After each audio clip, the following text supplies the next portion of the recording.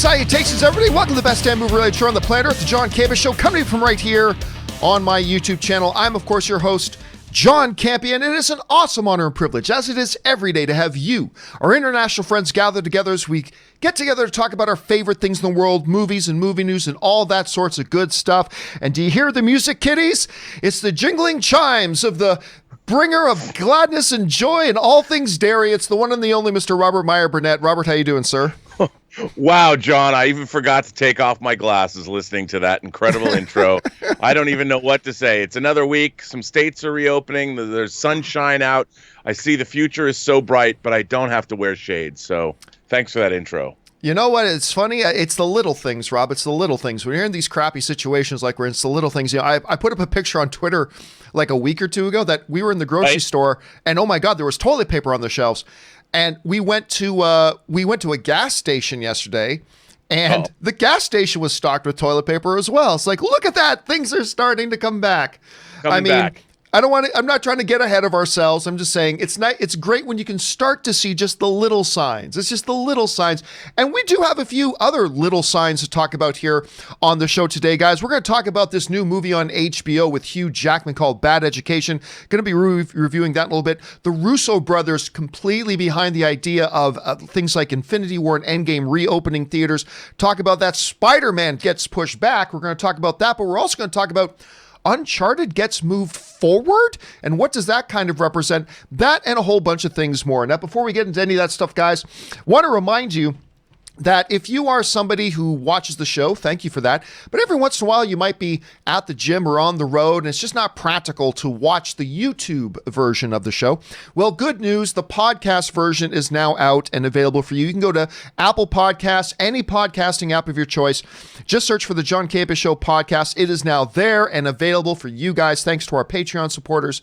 That is now there and available for you guys right now. Also, on top of that, because we've had a lot of people asking us to give lists of the gear that we use and people asking where can they find, the John Campea Show merch and all that kind of stuff. Well, we've now gathered all that in one convenient place. You just go over to the johncampeashow.com/shop. When you get there, you'll see areas for John Campea Show merchandise, all the various gear that I use, as well as a few other cool things. That stuff is there for you guys as well. So check out the podcast, check out the shop, and thank you so much for doing both of those things. All right, guys, listen, before we get into our main topics today, we need to talk about a couple of little things off the top. And the first thing we're going to talk about off the top is this. Now, of course, Star Wars brought its Skywalker saga to a conclusion in December with the launch of Star Wars: The Rise of Skywalker, a film that I frankly didn't like very much. And I've liked all the Disney era films, some more than others, but Rise of Skywalker just fell flat for me. It is what it is, and we've gone into why many times, but a lot of people love it, and that's great. Well, it was scheduled to hit Disney Plus in a couple of months, even though its theatrical window was already over. Like the 90-day theatrical window from December was already done, but for whatever reason, they weren't going to be displaying the movie until a few months from now. However, Disney has now come out and announced that Rise of Skywalker, for those of you who are fans of the film, it is coming 2 months early to Disney Plus, and it will launch on, of course, Star Wars Day, May the 4th. Now, this makes May the 4th a really big Star Wars Day for Disney Plus, because not only now is The Rise of Skywalker playing, they are also going to be doing the series finale, the new series finale of Clone Wars for season 7. And on top of that, the thing I'm very curious about is that Mandalorian 8-part documentary behind the scenes look at Mandalorian, which I am very, very, so hey, at least one out of the 3 things I'm sort of excited about. But a nice move, May the 4th, seems like kind of a no-brainer and a decent idea. Rob, you hear about this. Are you surprised at all? Is this a good move for them? What do you think about them putting Rise of Skywalker out this early? Well, they need more stuff on Disney Plus. They need to look. They've been killing it in terms of getting their subscribers, but they've got to have new programming. You know us, man. We're voracious bingers. We want more all the time. Please, sir, may I have another? And Disney needs to step it up. And I got to tell you, I'm really excited for the Mandalorian documentary series.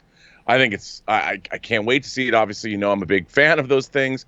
And also the great thing, even though I have the Rise of Skywalker box right there with all, it's right there. I got the whole thing. It doesn't have Dolby Vision on Rise of Skywalker. And if you've got a 4K Dolby Vision equipped screen, I'm willing to bet that the Rise of Skywalker, even though it'll be streaming, looks pretty damn good.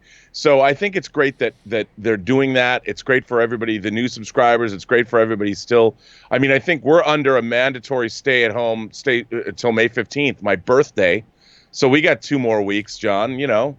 And even though I have this box set, that means I'd have to move it from the observatory into my house. And I can't do that. I mean, my God, if I just have it at the click of a switch or a click of my remote, that's always better. I don't even have to get up. I can put a catheter in, and I don't even have to pee. I can just sit there all day long. What a lovely vision that was. Thank you. Thank you for that imagery that will be burned into my mind's eye for the rest of the day. I wish I could be more excited about it. Listen, I watched Rise of Skywalker. I believe, unless I'm forgetting something, I watched it 3 times. I went to the premiere. I went to a press screening the next day. And then I had already purchased my opening day tickets. Right. So I had seen it 3 times, and I have not seen it again since. And I'll be honest with you, I don't plan on seeing it again since. Yeah. I don't think it's absolute hot garbage, but it's a bad film. I mean, and you know what? But, you know, like the prequels, like Last Jedi and stuff like that, there are those people who very passionately enjoy it, and I think there's upside to the film and everything, but I still think, at least overall, it's an interesting thing that Disney Plus is doing, really making May the 4th a truly Star Wars day. And that's interesting, and at least you and I can still look forward to the Mandalorian series, so that should be pretty good. Question is, guys, everybody, John. Something for everybody. So the question here is, guys, what do you think about this little move, releasing all this Star Wars stuff on May the 4th? Are you looking forward to it? Do you not really care? Jump down to the comments section below and let us know your thoughts. All right. With that down, let's move on to the next thing off the top, and that next thing is this. You know, Rob, we were just referencing the fact that most of us are still very much in lockdown mode as we're trying to get this COVID-19 nonsense behind us as fast as we can. Yes. And a part of that has been, you know, the movie theaters have been shut down and a lot more streaming has been done. Now, one of the things some people were warning about with the theaters shutting down for now and streaming was that we could see a spike in piracy. That was one of the things the studios were a little bit worried about, that, you know, with the easy availability of it, and it's a lot easier to do it this way, they were kind of worried a little bit about a spike in piracy. Well, turns out their fears were actually justified. According to a new report, we are seeing spiking in some countries of over 60% of piracy. And overall, I think in America, it's over 40% spike. Not 40%, like what? It's 40% increase of that. Now, I think there's probably a couple of reasons for that. One reason, obviously, is that it is much easier for people to pirate, duplicate content, and when it's just streaming on their screens, that makes it a lot easier. The other thing, though, is another obvious one that I don't think a lot of people are talking about, which is the fact is, well, yeah, people are pirating more because they're home more. They're home more, wondering, what am I going to do for the next 6 hours? Oh, I just made lunch. Great. Now what do I do for 6 hours? And I think, and on top of that, Rob, it's a perfect storm. Not only people home more, but there's a lot of people home more with less income. You know, a lot of people their jobs are on hold, and financially, it's a tough situation for people. So they're home. They need entertainment. They have less money than they did before. It's a lot easier to pirate than it is. So it's not rocket science to figure out that this would happen. Here's the question for me.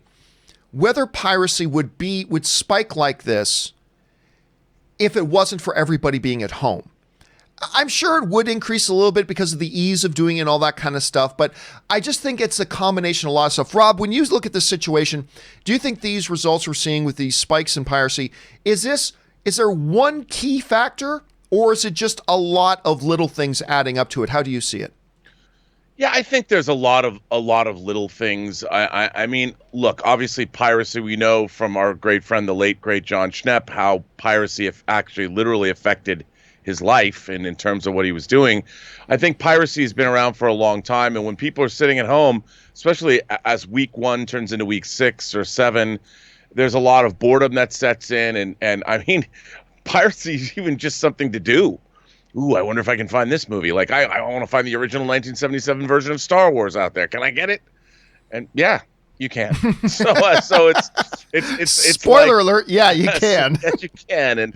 And I just think, look, for independent filmmakers like you, I mean, you're in the middle of making an independent film, a documentary right now, that you wouldn't want it if it ever came out and you were in a position to get some kind of remuneration for all your work. You wouldn't want it to be pirated because you put a lot of time and effort into it. Independent horror movies, which don't cost a lot of money, but first-time filmmakers breaking in, it's really hard to raise money for low-budget horror because it's hard to guarantee a return to your investor because of piracy. And I'm against it because it's flat-out stealing. It is. And I don't think people now are so used to just file sharing.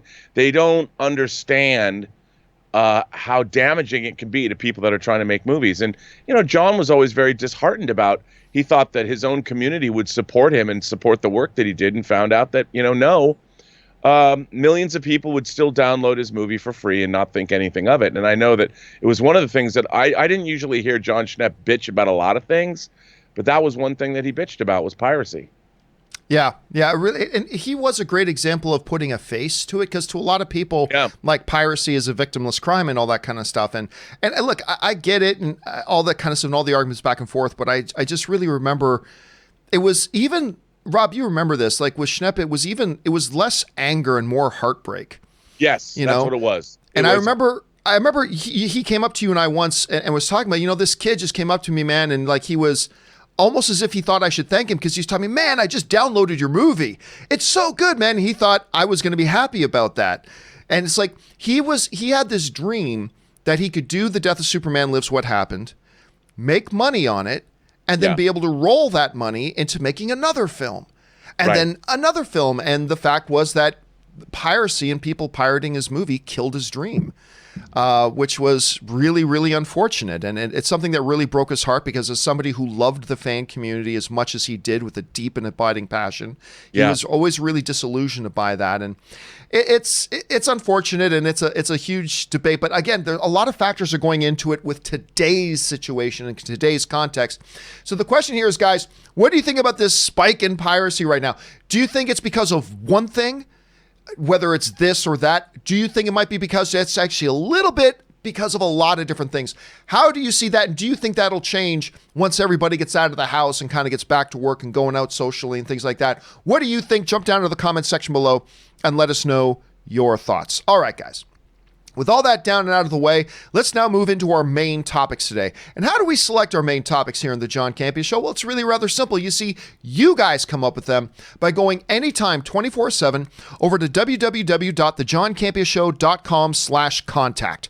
Once you guys get there, you're going to see a form. Fill it out with your topic or question. It's totally free. Hit submit, and then maybe, just maybe, you might see your submission featured as a main topic here on the John Campea Show. With that down, let's get into main topic number 1. And our first main topic today gets submitted to us by Trevor Gray, who writes, "Hey, John, HBO just launched Bad Education.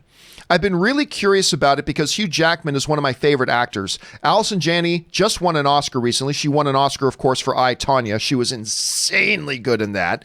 Ray Romano was awesome in The Irishman, and it looked pretty good, although I really didn't know much about it. I just watched it, and I thought it was great. Did you have a chance to see it? If so, what did you think?" All right, thanks a lot for saying that out, man. And yes, Bad Education, we've been talking about this film for a while, ever since they announced it, based on true events that happened around 2002, 2003 in New York State, about this school that was like the number 4 public school in all of the United States of America. They had great education. Their kids were getting recruited into the top colleges and whatever. And then a controversy hit where it turned out some school officials had been embezzling money from the school. On the one hand, you look at something like this and think, how interesting of a movie can this be? Like when we as film goers like going to see galactic empires fighting in giant space battles against rebellions. When we like to go to movies to see these super powered human beings fighting extraterrestrial villains who want to wipe out half of existence in the universe. When we used to see all that, how do we get excited about a movie where it's like a school administrator embezzled some money? You're going to make a movie out of that? Let me tell you right now. This movie's awesome. And it was not what I was expecting. I started watching this film and immediately, and I don't know why I should be surprised by this, Hugh Jackman just immediately with this character, this school superintendent, this school board superintendent, sucks you in. Ray Romano is not a huge role in this movie. Ray Romano is great as well. Allison Janney, of course, is fantastic. The whole cast is great. But Hugh Jackman anchors this movie. And it's so weird to watch a movie like this with a dude like this and think, this is Wolverine. This is Wolverine. And yet he's a totally different guy in this movie entirely. And it's his performance that anchors this. And because if you don't get into this character and buy into this character, and if he doesn't become your ecosphere that you live in as you're going through this narrative, this movie doesn't work. But he does. And because he does, all these things, while the world isn't at stake and the universe isn't at stake, you feel the stakes of the movie. You feel the importance of what's going on. You feel the heaviness of it. And he makes it somehow relatable and entertaining at the same time. And it never stops. It never stops. As it evolves and starts going through the different stages of the film, new things are constantly being revealed. And new things constantly keep being brought up, because just as you get to one point in the movie and you think, okay, now I've got a handle on what's going on in the movie. This is what's happening. And this is what this character's about. And then something new gets revealed to the audience. You're like, whoa. That sort of changes perceptions a little bit. And then you move a few stages further. It's like, whoa again. Well, I'm telling you, I expected this to be a decent little movie. I expected this to be a decent little movie. It's HBO. They have a big reputation of quality. The cast was great. I'm a sucker for based on true stories kind of movies. But Rob, this thing far exceeded my expectations. And it is even though it is a streaming movie, it's on HBO, I'd say it's got to be a top 3. It's been a very weird year, but it's a top 3 movie of the year for me right now. Right up there, probably The Gentleman is still probably my favorite movie of the year so far, but it's right up there. This movie is fantastic. If you have HBO, I highly encourage you guys to check it out. And I know, Rob, this is a movie that has interested you quite a bit. It just dropped like 48 hours ago. You haven't had a chance to watch it, but what has been your expectations going in? Well, the trailer, I love movies like this, and Allison Janney and Hugh Jackman, I've wanted to see this. I was going to watch it last night when I went to bed, but I was really tired, and I didn't want to fall asleep during this film. I want to watch it, when I'm completely awake, but you could tell, there are movies you can just tell from the trailer that they're good. You can't always tell, but this movie you could. And it looked A-list all the way, and I can't wait to see it. So I'm excited to watch. All right, guys, question here is, have you had a chance to jump on HBO and watch Bad Education yet? It may not look like the type of movies for you, and no movies for everybody. You may not enjoy it, but I would highly recommend checking it out if you've got HBO, because this was a really nice little movie. I enjoyed it a lot, and it just reminds us once again that Hugh Jackman is one hell of an actor. All right, guys, jump down to the comment section below and let us know your thoughts. Okay, with that down, let's move on to main topic number 2. And our second main topic today gets submitted to us by Stubble McShave, who writes, I saw in the Hollywood Reporter that the Cassian Andor series had added some cast members and that Tony Gilroy had taken over as showrunner. Do you think that the change from Stephen Schiff to Tony Gilroy is a normal thing, or is it another sign of poorly vetted people by Lucasfilm? All right, thanks a lot for sending this in, man. And yes, we've been waiting on this Cassian Andor show. I mean, they were even talking about it. They brought the cast out and everything, even all the way back at D23. Not a lot of stuff has come out since then, but now we're hearing about some shuffling. Now, this is the actual report that came out about this. This comes to us from the Hollywood Reporter that writes, while there is no start date for production, the series, Cassian Andor, has undergone some creative shifts. The Hollywood Reporter has learned that Tony Gilroy, who co-wrote Rogue One, is now showrunning the series, with Stephen Schiff exiting that post. Gilroy was already part of a writing team that included brother Dan Gilroy, who did Nightcrawler, Beau Willimon, who did House of Cards, and the aforementioned Stephen Schiff. Tony Gilroy will also direct the pilot and possibly a second episode, but like Disney Plus's other Star Wars show, The Mandalorian, the goal is to have a stable of directors. All right, thanks. to Hollywood Reporter for that. Now, I got to say, here's the first thought that comes across my mind. And I'll get this out of the way first. And I don't like harping on stuff, but when it comes up again, it's got to be mentioned again. In the world of film and television, it is not a outrageously rare thing that a director changes. It's not an outrageously thing in Hollywood. It is not an outrageously rare thing in the world of Hollywood television that a show director gets changed. That's not an outrageously rare thing either.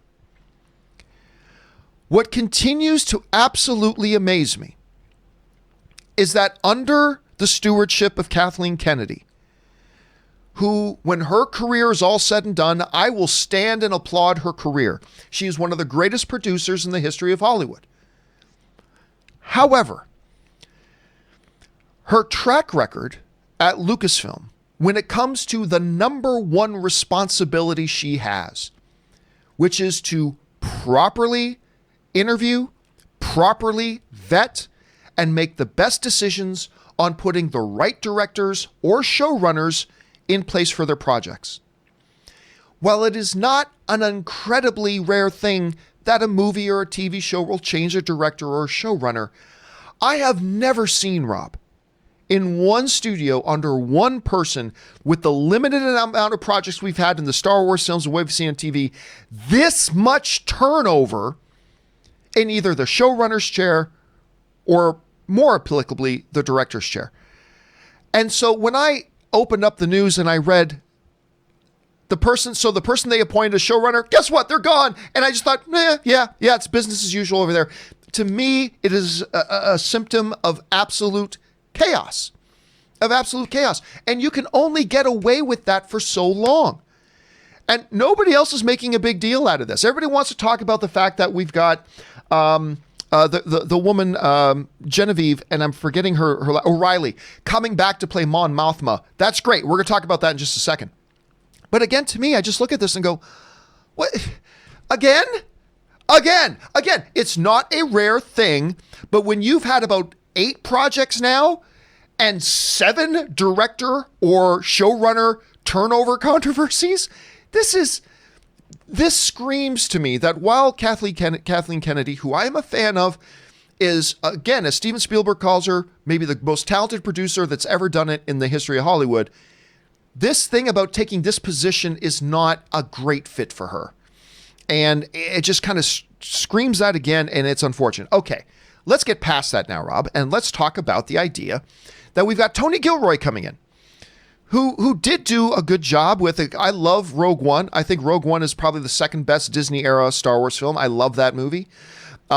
Decent choice to put into the chair. Also, of course, I mentioned earlier, they've brought in 2 new actresses. The one of note is Genevieve O'Reilly, who is coming back to play Mon Mothma. Of course, she played Mon Mothma in Star Wars Rogue One. It's kind of cool to see that the character is coming back and that they're bringing her back as well.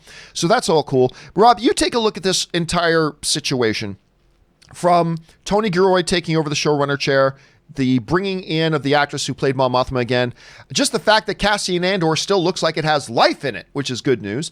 But anyway, Rob, you take a look at this. What do you think? I have a theory. I have a theory about, and this latest news is something that it solidified something for me. Like, as you know, even on my own YouTube show, I've talked a lot about my admiration for Kathleen Kennedy. I don't think this is her fault. I think there is a fundamental problem that Disney has as a company with Star Wars. And I think the very problem is Star Wars is about war. It is about a galactic conflict between the forces of good and evil.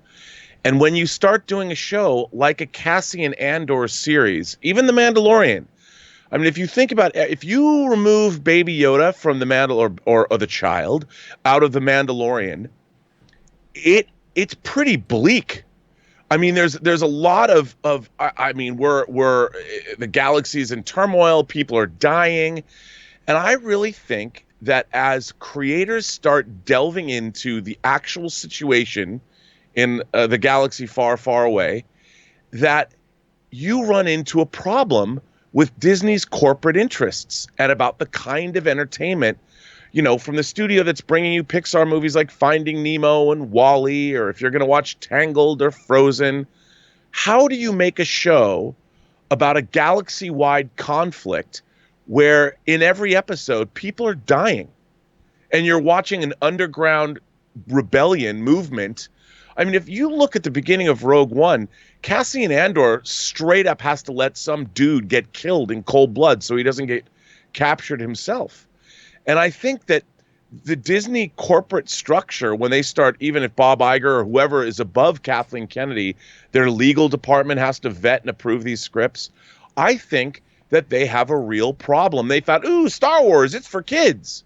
But there was never anybody really stopping to think, wait a minute, there's a lot of really dark, really bad stuff in these movies that are in diametric opposition to what Disney as a brand name is. And if you want to make effective Star Wars underneath the Disney umbrella, and it's called Star Wars, not Star Conflict or Star Moderation or Star or Mediation. It's Star Wars, and people die in war, and people die horribly, and war is shades of gray, and it's not just black and white. Here are the evil guys in the black masks breathing heavy, and here are the squeaky good, clean fighters of the resistance. And the more you get into these shows, and with audiences demanding what they're demanding today, which is sophisticated looks at this conflict, we don't want to look at these things as if we're 5 years old. Star Wars fans are very sophisticated. Entertainment is very sophisticated. And I think that they've got a real problem. If they're going to announce a female-centric show, I think part of the reason they're doing that is not because of an agenda, but because they think, oh, if we have a female-led martial arts series, maybe it's not as dark as, say, a Cassian Andor series, when you can't help but delve into these dark issues, dark concepts. I mean, they get away with it on Clone Wars because it's animated. But I think they've got a real problem that they can't acknowledge. I don't know that I agree. And the reason why I don't know that I agree is because because if that was the case, then that would be something that would spill over into all the properties that they control. But if you go and look at something like the MCU at Marvel, where you having an intergalactic tyrant literally killing half the life in the universe, when you have Agent Phil Coulson getting stabbed through the chest with this giant scepter spear, when you're having, Vision getting his head ripped out and all this kind of stuff. When you have, the All-Father dying, when you have Thor losing an eye, when you have his whole homeworld being destroyed. I mean, it seems to me that Disney isn't shy, terribly shy, about delving into heavier stuff like we got in Rogue One and things like that. Right. I think the problem really does come from the fact, and again, none of that addresses the idea about how are they losing all of these directors and showrunners. And I think that's got to go right back, just like the buck stops with Kevin Feige when it comes to his directors and whatever he's going to do with his showrunners on his Disney Plus shows. I think the buck stops there with Kathleen Kennedy. And I don't know if it's an issue of that, because they do a lot of heavier things, but you see that a little bit differently. Yeah, I mean, look, when you're dealing with comic book characters, you've still got a giant ball-sack-chinned, pink, purple tyrant wielding. I mean, superhero movies have an inherent brightness to them that tempers. Yeah, but he also held up Loki by one hand and snapped his neck with his fist, right? Of course, but I mean, it's still, it's like, you don't get, when you watch a Roadrunner cartoon and Wile E. Coyote gets blown up and thrown off a mountain and all that, kids can watch that because they understand that it's inherently, there's a tone there that's different. But Star Wars is ultimately about, our very human characters in a relatively dark universe. And I just think it's a tonal issue. And when they bring on these directors and showrunners, I think the showrunners are like, okay, we're doing a show about a galactic rebellion in Cassian Andor or Rogue One, whatever they're going to call it. And we're going to deal with the nuanced levels of this kind of behavior. What would really go on in this situation? They're calling it a spy thriller too, like an espionage wartime spy thriller. Right, yeah, which is really cool. But when you start dealing with the wartime spy thriller, think about that. How do you make that appeal to 8-year-olds? And I think that is inherently the problem, whereas kids grow up with superheroes, so they know. And they've grown up with Star Wars, but they've grown up with Luke and Leia and Rey and Kylo Ren, but when you're dealing with a spy thriller, suddenly you're thrust into a more adult milieu that I think that suddenly they're asking themselves, well, wait a minute, are the 8-year-olds going to get what's going on? But doesn't that ultimately... Isn't that ultimately still then Kathleen Kennedy's responsibility to understand what is it we can do as Lucasfilm, and then properly meet with directors and showrunners to make sure that they are on the same page with her, she is on the same page with them. She is the main head of Lucasfilm. It's her job to make sure that she understands the corporate interests and that she passes on the expectations to whatever the showrunners or directors are. And the fact is that time and again, it pains me to say this because I am a fan of Kathleen Kennedy, but time and time, I've been saying this for 2 years, for time and time again, we have seen her drop the ball on this, that she doesn't communicate properly to those that she's putting in positions of responsibility. She doesn't properly vet the people she's putting in position of responsibility. She doesn't listen to the actual visions of the people in responsibility, because then a few weeks later, she's like, oh, wait a minute, that's your vision? Well, I can't have that. Well, why didn't you know that a month ago? I mean, that's the point. So I think there's truth in what you're saying, but I just think that that river of truth that flows forth from Robert Meyer Burnett flows through the channel of Kathleen Kennedy, who has to be the gatekeeper of that. And it just, I just think, look, I'm a fairly intelligent guy, but guess what?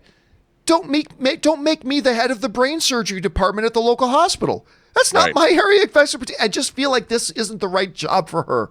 But I don't know. But Rob, listen, I've been focusing us on the negative stuff here. But what about the positives here? We got Tony Gilroy stepping in to be the showrunner. That's an interesting thing. We've got the Mon Mothma actress come back. What do you make of those events? Well, no, I think that's great. I've always loved the character of Mon Mothma since we first saw her in Jedi. I think she's really good, and I like the fact that they brought her back, and the continuity.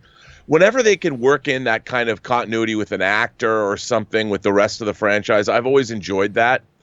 And by the way, of all the new Star Wars shows, because Rogue One is like you, I think it's my favorite it really is my favorite of the Disney era movies, even though it's not without its flaws, but I really do like the film. I think the idea behind this show is a really good idea. I really like this idea. And Tony Gilroy is a very talented creator and a talented writer, and I'm very excited about that.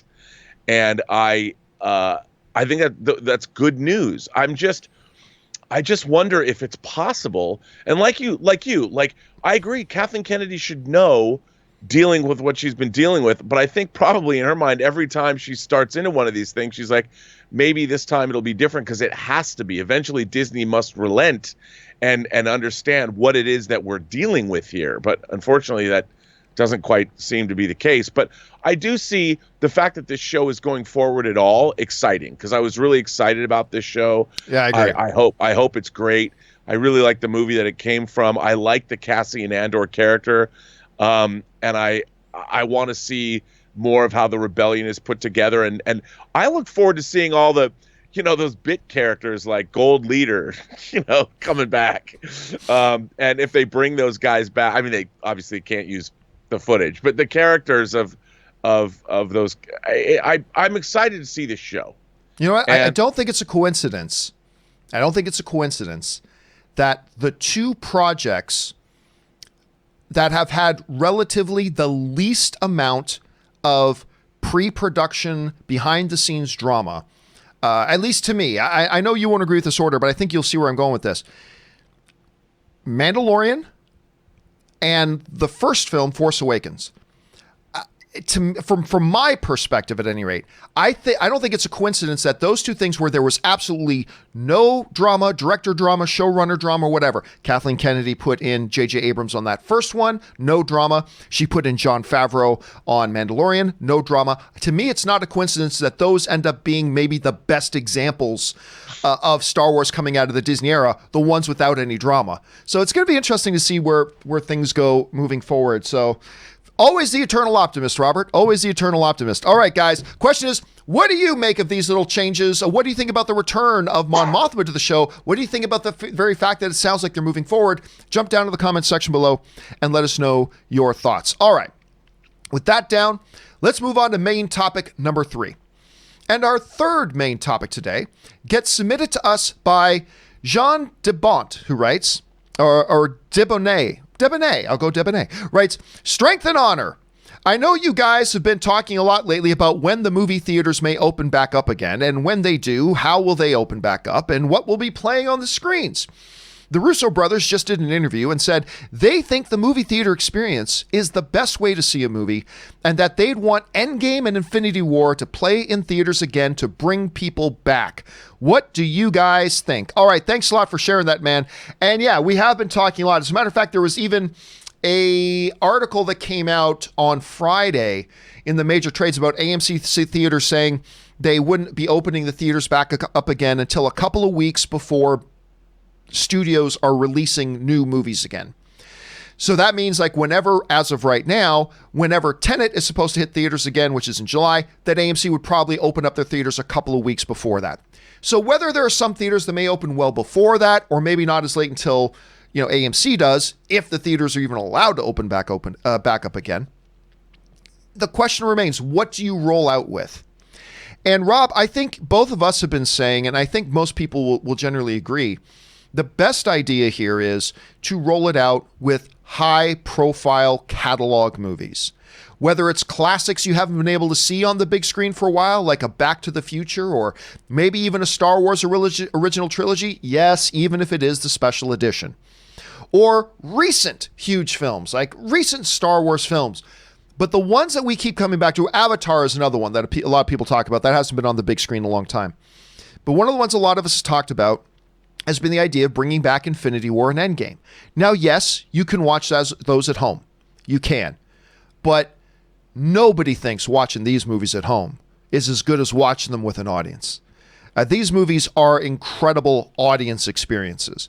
These are great ones. And Joe and Anthony Russo, when they were asked about that specifically, they were being interviewed about their new film, Extraction, and they were brought up the idea. It's like, hey, we're hearing people saying maybe bring back Infinity War and everything. This is what they said to that. "The theatrical experience is a community experience. Perhaps the most touching moment of our entire careers was a few weeks ago when the lockdown started and Endgame was trending on social media because everyone was posting videos of opening night screenings in their theaters with audiences really emotionally connected to their material." I posted that myself, the video reaction of people getting excited when, like, the portal scene happened and everything. So using those films to get people back into theaters, we would be ecstatic. I mean, any opportunity for people to go back and share in those stories together is one that we would support. That, of course, comes from Joe and Anthony Russo. And I got to tell you, man, I could not agree with them more. To me, Infinity War and Endgame are great examples of the community experience of the theatrical going experience. That thing that you just share in that excitement, because when Mjolnir flies past Thanos and Thor and lands in Cap's hand, that would have been cool seeing at home. That would have been cool. But the experience, Rob, of being in that movie theater, when that happens and everybody around us erupts into joyous adulation, right? There's just something, and that's just a great example of that. And I think not just because Infinity War and Endgame are popular, but because, to me, they really do embody the theatrical experience with other people. That is why, to me, I think any reopening strategy of theaters, knowing that there's not going to be new films to play on the day that they open back up, I think you have to incorporate movies like these into that discussion. And I think it would just make it perfect. And again, We're not going to get droves of people coming out when they first open the doors. There's going to be some people who want to play it more cautiously. That's totally understandable. But if you're going to try to coax people back into the theaters, remind them of what the theatrical experience is like ahead of when the new movies start rolling out, I think these are perfect picks. Rob, you hear the Russo's comments on this. What do you make of it? I completely agree. I was thinking about this because, like you said, watching both Infinity War and Endgame in the theaters was so much fun. I had such a good time with those movies. But I was thinking, they're coming out with a new 4K restoration of Jaws. I would love to see Jaws in a theater again. Oh, yeah. I was watching last night. A lot of the Bond movies are streaming, and they're streaming 4K versions of the Bond films. And so far, you can only get the Daniel Craig movies on physical media in 4K. And I was watching From Russia with Love the other day, and my God, it looks great. And I was thinking to myself, I remember about 10 years ago, one of my buddies, we took his 9-year-old son, who was a James Bond fan, but he'd never seen a James Bond movie in the theater. And we took him to the ArcLight to see Goldfinger. And he had never seen Goldfinger, 1964. And he was 9. He loved it. He loved it. And I was watching From Russia with Love, this 4K version of From Russia with Love, and I'm like, I would roll out, if they had James Bond double bills for a week or something. And who wouldn't? 24 Bond films, show them over 12 days, double features, and an old one and a newer one, and pair them together. I'd show up, and whether it's Infinity War, just classic, and make people, you could even bill it like all of the studios could pitch in and make it a campaign. Why you fell in love. Let us remind you why you fell in love with movies in the first place, and have each studio sort of program their own classics, like 25 Warner Brothers movies, 25 Paramount movies, 25 Fox movies, whatever, and make it a thing, and have all the studios participate in a curated film festival for all theaters. Reduced admission, bring the family, and so the admission price is reduced, but the theaters still charge for popcorn and candy. So it would be a way to get people to go to the theaters, support theaters that are in trouble because they've been closed, and then make everybody realize how great movies are. And don't just put out Infinity War and Endgame. Show all 23 MCU movies, and the instead of a marathon where you have to sit there for 2 days and never sleep, you make it over a week or two and make it a family thing. Sell family passes or something. I don't know. What do you think about this? Back in the day, before our time, you go to the movie theater, you pay a quarter or a dime or a nickel, whatever it was. And that wasn't to get you into the theater for one feature. That got you into the theater for the day. You show up, you buy your ticket, you get to come into the movie theater for the day. You get to hang out in there all day. I love the idea of, for those few weeks before new features open up, gather together, like you're saying, maybe the entire MCU catalog, maybe all the Bond films on one screen, maybe just a lot of hand-selected classics. Maybe AMC Theaters or Regal goes on their websites and say, here's a poll. We're going to put up 50 movies. Pick your favorite 20. And whatever the top 20 is, we're going to put those on our screens and put them in a rotation. Maybe one screen is all MCU films. And you show up at, say, 1 p.m. in the afternoon. You buy a $10 ticket. And you get to come into the theater for the day. Now, and you don't do that once the new movies start opening, but just something like that. I love where you're going with that. I love the idea of, just whatever it is you need to do to get people back in there and remind them about why the movie-going experience is so great. And I think it's going to be, Rob, it's you sometimes forget how great your place is, or just something like this, till you're gone for a few months, and then you come home, it's like, oh my God, I love my place. Right? And I think there's going to be a lot of people that when they go back into the movie theater for the first time, it's going to be, oh yeah, this is the way you're supposed to watch movies. This is the best movie watching experience. But we will have to see. We'll have to see. What are you going to say? It would be great. I'm in my mind, I'm thinking all the different pairings of movies. Each studio could do a horror classics. Because Warner Brothers could show The Exorcist and The Shining and things like that. Paramount could put out Rosemary's Baby or the original Friday the 13th or whatever. I mean, you could do the Bond films, all 4 Toy Story movies, the Pirates of the Caribbean movies, and show. I mean, you could celebrate for the next 2 months film history. Yeah, and I don't think they're going to have a problem getting the studios to allow them to do that, because the studios need people back in the movie theaters too. I don't think there would be a problem. And before each movie, they show trailers. They could make special trailers for all the movies, like show us an extended look at Top Gun 2. And the movies that have been pushed. In the Bond film, before each Bond movie, they show a different, an extended look at No Time to Die. And they could really turn this into, you're now not promoting another movie coming out. You're promoting all movies. You're promoting the art of cinema and why these things are so important. And it would require, some marketing and thought on the studio's behalf, or on the studio side. But it's something that could be very, very cool. And it wouldn't cost them that much money, because they already own all these movies. They already have the DCPs. Yep. They could just do it. I agree. Question here is, guys, what do you think about the type of strategy movie theaters should employ rolling thing out? And what do you think a role about films like Endgame, Infinity War could play in something like that? Or these older classics? What do you think about just like having a one ticket for a day sort of idea? Jump down to the comment section below, guys, and let us know your thoughts. All right. With that down, let's move on to our fourth main topic today. And our fourth main topic today gets submitted to us by Arian Ingram, who writes, "Hey, John, news just broke that Spider-Man 3 has been delayed and will now hit theaters on November 5th of 2021. Any thoughts? Thanks, and keep up the good work." All right, thanks a lot for that. It's funny, it's unsurprising, because last week we were talking about the fact that with Venom being moved, Venom and Spider-Man 3 are both Sony films. And that Venom was now sitting just 3 weeks off from Spider-Man 3, which made us speculate, okay, what's going to happen here? Are they going to move Spider-Man 3? Are they just going to say it's okay that they're that close together? Or are they kind of saying that, hey, there might be a tie-in from Venom 2 going into Spider-Man 3? Well, a lot of people kind of assumed they would probably move it, and they have. So anyway, this comes to us from Forbes. Sony Pictures has made a number of release date changes to their upcoming films, including new dates for the Marvel Cinematic Universe's third Spider-Man movie, and, to me, actually even more importantly, the sequel to the Spider-Man Into the Spider-Verse movie. I actually thought that Spider-Man Into the Spider-Verse was better than Homecoming or Far From Home, but that's just me. Anyway, originally, the sequel to Spider-Man Far From Home, which there are currently very few details about, was scheduled to premiere on July 16th, 2021. That date has now been moved to November 5th, 2021.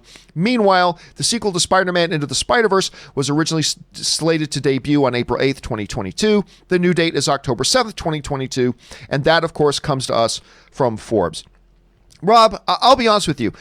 Much like the Batman situation that we looked at before when they changed the dates for The Dark Knight, to me, that wasn't an issue of, oh no, The Dark Knight needs more time. To me, I think you and I both agreed on this, that really seemed more like a Warner Brothers is shifting their entire lineup, and so Batman has to shift along with it. It didn't seem like that big of a deal. I look at this Spider-Man 3 thing, and while its original release date in 2021 is getting precariously close, I still felt they could have done it.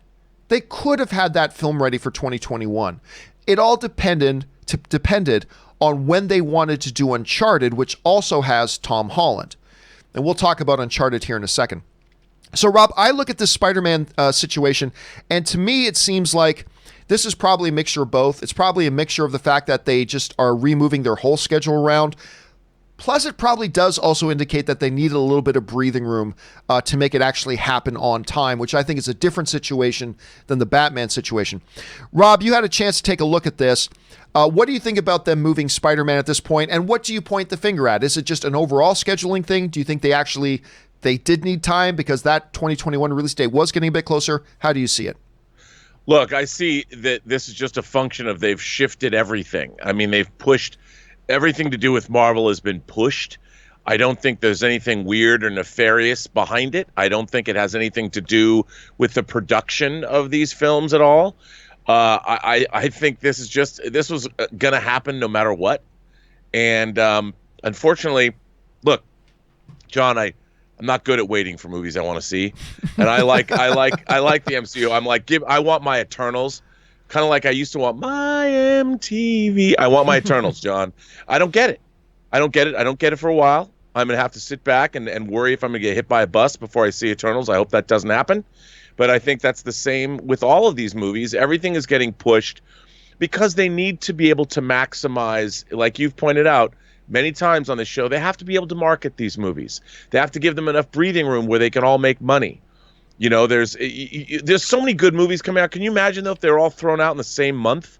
All of us would be annoyed and exhausted trying to keep up with it all. So they've just sort of pushed everything, and I think it's a good move. I think it's a smart move, and I think it alleviates the pressure on everybody, except, of course, the studio accountants who are probably going, you know how much money we're hemorrhaging right now in interest payments?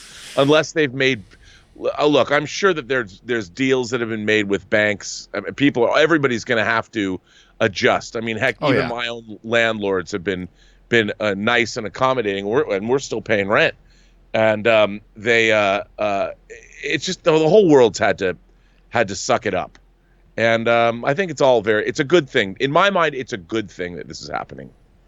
So guys, what do you think about this? I'm sure a lot of you aren't surprised at all by this move, especially after the Venom move, but maybe you are surprised. Maybe you kind of thought maybe the Venom and Spider-Man 3 would kind of work together. What do you think about Sony's decision to move the film? Jump down into the comment section below and let us know your thoughts. All right, with that down, let's move on to the fifth and final main topic today. And our fifth and final main topic today gets submitted to us by Busan Y, who writes, "Greetings, John. In a day and age when it feels like every movie we're waiting for is either getting delayed and pushed off their dates with no new dates given yet, did you see that Uncharted just got moved up 3 months from October of 2021 to July of 2021? Does this move indicate that Sony has a firm idea on when they will likely go into production on the movie? Thank you and have a good day." All right. Thanks a lot for sending that in, man. And you're right. In the midst of Spider-Man even getting delayed, every studio delaying their films, we've seen a few instances like Christopher Nolan's Tenet, Mulan, which did get bumped, but still staying rather early at this point. Now Uncharted has actually moved up its release date. This comes to us from Screen Rant that writes, "Uncharted fans will now have to wait a little less time to see the upcoming movie adaptation. Sony has bumped its release date up by 3 months. Uncharted is based on the popular video game series of the same name, which tells the story of a treasure hunter, Nathan Drake. He's joined by Ella Fisher, a journalist who also becomes Drake's romantic partner. The game also features Victor Sullivan.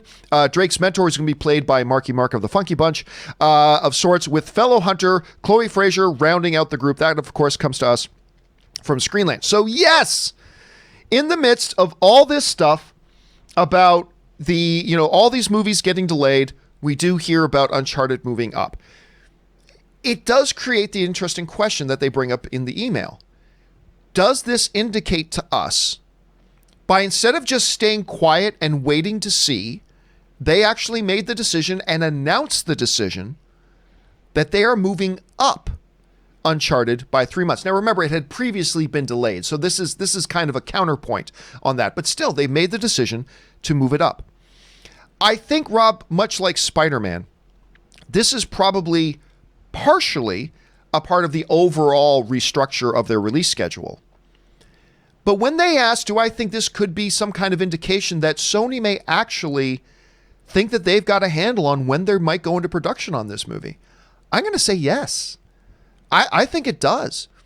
I think by moving the release date of this movie up, tells us that while they may be correct or incorrect, to me it sort of suggests that Sony seems to believe that they're going to be able to go into production on this sooner rather than later, and they probably have a targeted date. And Rob, they may not be wrong about that. Because as we look at what's going on around the world, you look at some places like, for instance, this morning I was reading about New Zealand. New Zealand, which did a much better job than a lot of other countries in jumping on their problem when they first recognized there was a problem, they just announced that they have exterminated the problem. They have now, I believe yesterday, while certain countries are still having tens of thousands of new cases reported a day, they are down to the single digits of new cases. I think they reported like 4 new cases in one day. That has them now starting the process of alleviating their restrictions and stuff like that. And we're going to see other countries around the world kind of start. We've already seen, I think it was Sweden that kind of opened up. They've allowed film production to start up again. And I think Sony has probably got their eye at shooting this thing, and they probably have an idea. It's probably not going to be next week. It's probably not going to be next month. But it seems to me that Sony has a belief here that they think they've got an idea when they're going to be able to go back into production again. And I think the moving of this date is a nice indication of that. Anyway, Rob, you're seeing this thing. Am I being overly optimistic, which has happened from time to time, about the notion that they could be moving on this? Do you think they have an idea for it, or do you think this is just a matter of scheduling? How do you see the situation?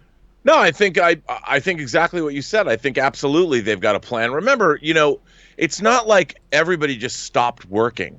And when it comes to movie making, there's always more planning that you can be doing. Movie making is logistics. It's moving personnel and equipment. And with the Uncharted film, I think a lot of it, whatever location shooting they're going to do, they've probably rejiggered around the schedule and figured out how to make it all work. And they've been meticulously, this time, how many times do, movies usually are rapidly going into production, and you'd always want more time. And I think in this case, they've probably been able to keep their pre-planning tight, and they've got it down to a science, and I'm sure they're ready to just hit the ground running. Remember, as we heard from Tom Holland, they went to set. They were going to be shooting this movie already. Yep. So they're ready to go. They're locked and loaded. They've been sitting there now for what, a month and a half, 2 months? Well, a month and a half just with their loaded gun ready to pull the trigger. So I think of all movies, this movie is been sitting on the launch pad, gassed up and ready to go. So I think it's great. I think it shows a lot of confidence in both the material and the film itself. And I think if nothing else, at the end of the day, the only thing I care about, John, the only thing that makes any difference to me at all is if the movie's good and I like it. And I love the Uncharted franchise, and I'm looking forward to this movie, and I really hope, the casting is a little interesting to me, not the way I would have cast the film perhaps, but I love all the performers that are in it, and I'm really pulling for this film. I want it to be great.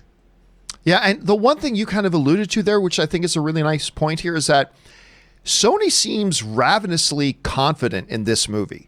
Yeah. Like, they seem really, really confident in this thing, and they seem to be kind of pushing it where they need to push it. It's going to be interesting to see how this sort of unfolds over the next little while, as with the industry as a whole. Question here is, guys, what do you think about the move to move Uncharted up? Do you think that this kind of shows that Sony believes they know when they're going to be able to start shooting? Maybe not. Maybe that's being overly optimistic. What do you guys think? Jump down to the comment section below and let us know your thoughts. All right, guys. With all that stuff down and out of the way, we're going to move into the live questions that you guys have been sending in. Now, Robert and I are going to take a short break here to rest the vocal cords, stretch the legs, refill the drinks, and all that kind of stuff. But instead of the countdown clock, I have once again asked my counterpart, Earth 2 John, to step in and answer some of the early questions that got sent in for the show today. So without any further ado, I throw this over to John from Earth 2. Well, thank you so much for that, Earth 1, John. And now, before we get into the questions, just once again highlighting our main story of the day. New Mutants celebrating the 3rd anniversary of its release here on Earth 2. Representatives from Disney Fox saying, "Thank God we released this film when we did. Can you imagine the train wreck it would have been if we didn't get it out before this coronavirus nonsense?"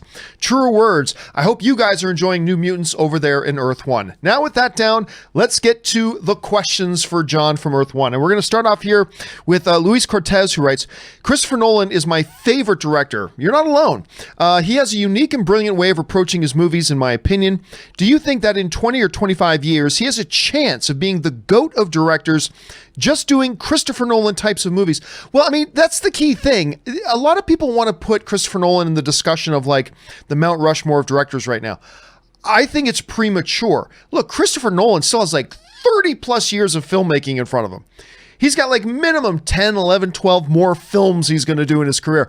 It's really early to call, but does he have that potential? Absolutely he does. He is a brilliant, wonderful, imaginative, visionary kind of filmmaker who really swings for the fences. A good example of that is even one of his movies that isn't even one of my favorites of his, like Interstellar. I like Interstellar. I don't think it's his strongest film, but even in that movie, oh my God, he's a visionary. He swings for the fences. He goes for high concept, high ideas in his movies, and most of the time they work out in spades and even work to a degree in Interstellar. So does he have the potential to be that? Oh, sure. Absolutely he does, 100%. And it's going to be really neat to see what kind of movies he gives us in the years coming ahead. All right, Jay Bling writes, my review of Extraction with Chris Hemsworth. This is a super serious action film where the lead character is named Tyler Rake, and he kills a guy with a frickin' rake. Not liking where the Russo brothers are taking their careers post Endgame. Look, I love the Russo brothers. I will always be a big fan of theirs, period. Am I thrilled with the couple of films we've gotten from them since their Endgame days? Not really. Like 21 Bridges, it wasn't a garbage film, but it was not a good film. 21 Bridges was a poor film. That was their production company's first big project post MCU. We were all hoping for more. They even got Chadwick Boseman in it with we just wanted better. And it didn't turn out all that great. Extraction is a poor movie, in my opinion, with great action. And that's why it's one of those films that I don't like, and I gave it a negative review. But even though I gave it a negative review, I still recommend people watch it because it is stupidly good action. But I love the Russo brothers. I certainly will look forward to their next attempt and see what they're able to come up with next. So I have not lost faith in the Russo brothers. I don't like what they've done the last couple of films, but I have not lost faith in the Russo brothers, not by a long shot. All right, James Argento writes, with the MCU's Spider-Man 3 coming out in November of 2021, now over or under 40%, it breaks Hunger Games' Catching Fire opening weekend record of $158 million. Also, Harley Quinn, a TV show, did the impossible. They made me like Condiment King. I am loving this thing, and Condiment King? It's kind of like Kite Man. It's like Kite Man is like, this is a ridiculous idea for a character, and he's going to be stupid in a show. Oh my God, I love Kite Man. Hell yeah. Hell yeah. Can Far From Home beat $158 million opening weekend? I'm going to go under 48% or under 40%. I think it's got a chance, but neither of the previous two Spider-Man films have even come relatively close to that number. That's a huge freaking number. So it's possible. I'd say over 20%, but at 40, I'm going to have to take the under on that one. I'm going to take the under on 40. All right, Mr. TJ Lynn writes, great job on ranking $46 billion movies. My personal top 5 is number 1, Titanic, number 2, The Dark Knight, number 3, Harry Potter and the Deathly Hallows Part 2, number 4, Skyfall, number 5, Joker. P.S. I thought you don't do top 10. I guess next time we'll ask you top 46. Yeah, so I put out a video that myself, Ray, fact checker Jonathan worked out, called Ranking All 46 Movies in the $1 Billion Club. I will very, very rarely do lists. Well, I mean, no, not lists, but ranking lists, like top 5s, top 10s, whatever. I particularly don't like doing them like on the spot because that's something I like to think about. And certainly that video we did over the weekend with the ranking the $46 billion films, that was something we put a lot of thought into. Like that was like an 18.5 page script. And a lot of thought and a lot of work went into it. So that's why, yeah, generally speaking, I don't like doing top 5, top 10s, but I will do them once in a while. Like once in a blue moon. But I don't really like doing them, and so I don't do them often. And I certainly don't like doing them on the spur of the moment. Like somebody writes in, hey, John, what's your top 5? This is like, I don't like doing those. But once in a while, when I have the opportunity to put a lot of thought into it and do a lot of prep for it and all that kind of stuff, then I'll do those. But so I'm glad you enjoyed it, TJ. We did work very, very hard on it, and I'm glad you enjoyed it, man. All right. An anonymous viewer writes in, I wish all of Clone Wars was like these last 2 episodes because they were so good. Also, John, there was nothing to worry about the Ahsoka Maul fight. They pulled the old no winner scenario. P.S. Lightsaber fight was animated to motion capture and it's awesome. Yeah, I heard they did that with motion capture. And listen, I am thrilled that because I heard from a lot of people, even my friends who like Clone Wars have not liked this newest and final season. I tried the first episode, didn't like it, checked out. But there are people who hung in there with it, and I've heard the last 2 episodes were quite good, and I'm glad you guys enjoyed it. I'm not going to watch a series just to watch 2 good episodes myself, but I'm glad that people who do enjoy the show are getting some love in this last season. That's good to hear. All right, Mr. TJ Lynn writes, since 1999, I've been checking on Box Office Mojo website regularly once or twice a week. Now it has been more than a month and I haven't done so. It's so weird. I know, right? I know. Well, listen, it's kind of like it's when we realize that we're out of our habits. That's when the lockdown stuff that's when we really feel it. Like for myself, I haven't felt the effects of the lockdown as much as a lot of people because I work from home every day anyway. So particularly during the day, I haven't noticed a lot of difference. But it's when we get to those parts of the day where my routine is now different. You know, a lot of times I'm at home like 9 to 6. You know, from the moment I wake up in the morning, like 5 till 6 or 7 5 in the morning till like 6 or 7 p.m. at night. Then Ann comes home, we'll either eat here and then we'll go out and do something, right? And now we can't. And that's when I feel it. That's just funny because I think it was just earlier today, Ann and I were watching a film and Vegas came up and like, we're both like, oh my gosh, we're overdue for a Vegas trip. Because Ann and I like going to Vegas like 6 times a year because we're like a 3.5 hour drive from Vegas. So it's super easy.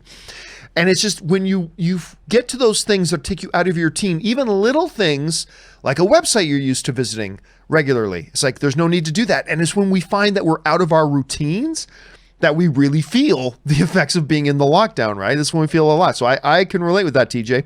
All right, Dan Ketchum writes, check out Rainbow Randy's YouTube video, A Spoonful of Clorox. Yeah, we don't get into politics stuff here. We're all film fans here. It doesn't matter if you're politically right or left. We're all film fans here. But that does sound funny, I must say. I might have to check that out. Thanks for putting that on my radar, Dan. Mr. TJ Lynn writes, normally, an actor's presence alone cannot save bad movies. It's true. But for me, I always give a pass to Nicolas Cage. I've seen a lot of his mostly bad movies on VOD in the past 10 years. There's something viscerally entertaining watching his performances. Listen, I will sort of agree with you. I've seen a number of these just brutally bad Nicolas Cage movies that he's done like VOD for the last little while. Actually, some of them aren't so bad. But I always get a kick out of seeing Nick Cage. There's just something about the persona he exudes on screen that I just find riveting to watch a movie, whether, you know, it's in The Rock or whether it's Big Daddy and Kick-Ass. There's just something, or when he's winning Academy Awards, there's something about him and his screen presence that just always freaking draws me in, man. It just always draws me in. All right, Mr. TJ Lynn sends in a $50 tip. So I'm going to answer this question here now, and then we're also going to answer it in its own standalone video in a week or two. Keep your eyes open for that. Thank you for supporting the channel on this level, TJ Lynn. Mr. TJ writes, hey, John, I know it might be semantic, and I did some research online myself, but I was just wondering, what is your personal opinion about the difference between story and plot? Say my big congrats to Ann for Amazon. She is amazing. Oh, I see what you did with the play on the letters there. Yeah, and Ann she's already started her new job. She's now the senior, what's her role now? The senior program manager. She's now the senior program manager for Amazon, and she started her job from here because she's going to be doing her job from here for the next few months until everything opens back up, and then she can actually go and work out of Amazon's offices in Seattle. But at any rate, story and plot are often times two terms that are used interchangeably. They're often used interchangeably. And I think I myself sometimes use them interchangeably. And you're right, TJ. I think this is it could be a manner of semantics. This is how I kind of think of them, all right? When I think of plot, right? When I think of plot, it's shorter form, almost like less than elevator pitch. It's the 2-sentence basic idea. This is what this movie is about. You know, plot. Let's see, trying to pick up a movie here. Let's go Raiders of the Lost Ark. Plot. Famed archaeologist tries to outrun, a famed archaeologist in a race against Nazi archaeologists to discover the ancient Ark of the Covenant from the Bible. There's your plot. Story is a little more elongated to that. Like story, like if plot is 2 or 3 sentences, story is a paragraph and a half or something like that, right? And that's a loose thing of that. Again, I think that's a really good question because I think a lot of the times we just use it interchangeably. I, in my head, have it a little bit distinct, but if there's a proper accepted kind of differentiator between the two, I'm not sure off the top of my head, but it's a really, really good question because it's a lot like spoilers, right? Different people have different definitions of it. So it's often hard to say what a spoiler is. To some people, a spoiler is something that gives away a key important element of the film. To another person, a spoiler might be finding out 2 characters have dinner together in a movie. Like some consider that not a spoiler, some consider it is. I think with story and plot, I think different people will have their own different definitions of it as well. But listen, I'll think about that a little bit more And then we will address that again in your $50 question in a week or two. So keep your eyes open for that, because I think that's a fascinating topic. I'll have to think about that. I've never thought of it, really. So it's great that you brought that up. All right. 50 Shades of Geek writes, I hope Anne enjoyed the Arba Community Day on Pokemon Go yesterday. I caught 3 shiny Abras in under an hour. How about her? She has not been playing Pokemon Go for a while. Once Animal Crossing came out, that's it. That's it. And is all when it comes to her game time, it is all Animal Crossing all the time. It is all Animal Crossing all the time. So listen, guys, that will do it for my time here. Thanks for letting me get you caught up on some of your questions. And for now, let's throw it back over to Earth One John. All right, guys, and we are back. Thank you for letting Rob and I take a little bit of a live break there. So now let's keep things rolling here with your questions. All right, this next one comes to us from Frankie Gouge, who writes, where are we at here? Frankie Gouge writes, sorry to be that guy, but this is one time you're probably glad to be incorrect. Unlike the crappy film with Netflix, Avatar: The Last Airbender, original creators Michael Dante Di and Brian, I never know how to pronounce it, Konetsko, will serve as showrunners. Gives me hope for it. Well, okay, but no, see, what he's referring to is the other day I mentioned that the one thing that I'm a little apprehensive about is that the guys who are the executive producers of the M. Night Shyamalan version are also the showrunners of this. That is true. That is them. That's the same guys. The same guys who did the animated stuff were also the executive producers on M. Night's live action version, are also the showrunners now of this Netflix thing. So they've got a little bit more control now. I'm just saying, and I don't know how much of their influence was a part of the M. Night Shyamalan version of it. I'm just saying that's the one thing that gives me a little bit of apprehension. So that's just the one thing that gives me a bit of apprehension. Just don't forget that. All right, Foregon Jin writes, sea monster movies are my guilty pleasures. They are the same. They're all the same in hindsight. In hide-and-seek type of films with female leads so we can watch them run around in skin-tight wetsuits. Movies like Deep Star 6, Leviathan, Deep Rising, Sector 7, or Korean underwater film.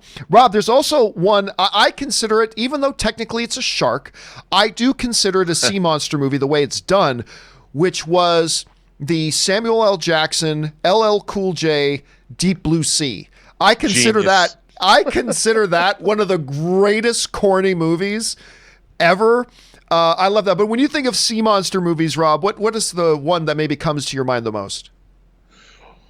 You know, the first thing I think about, because it's one of my favorite movies of all time, is 20,000 Leagues Under the Sea, because it has the giant squid in it.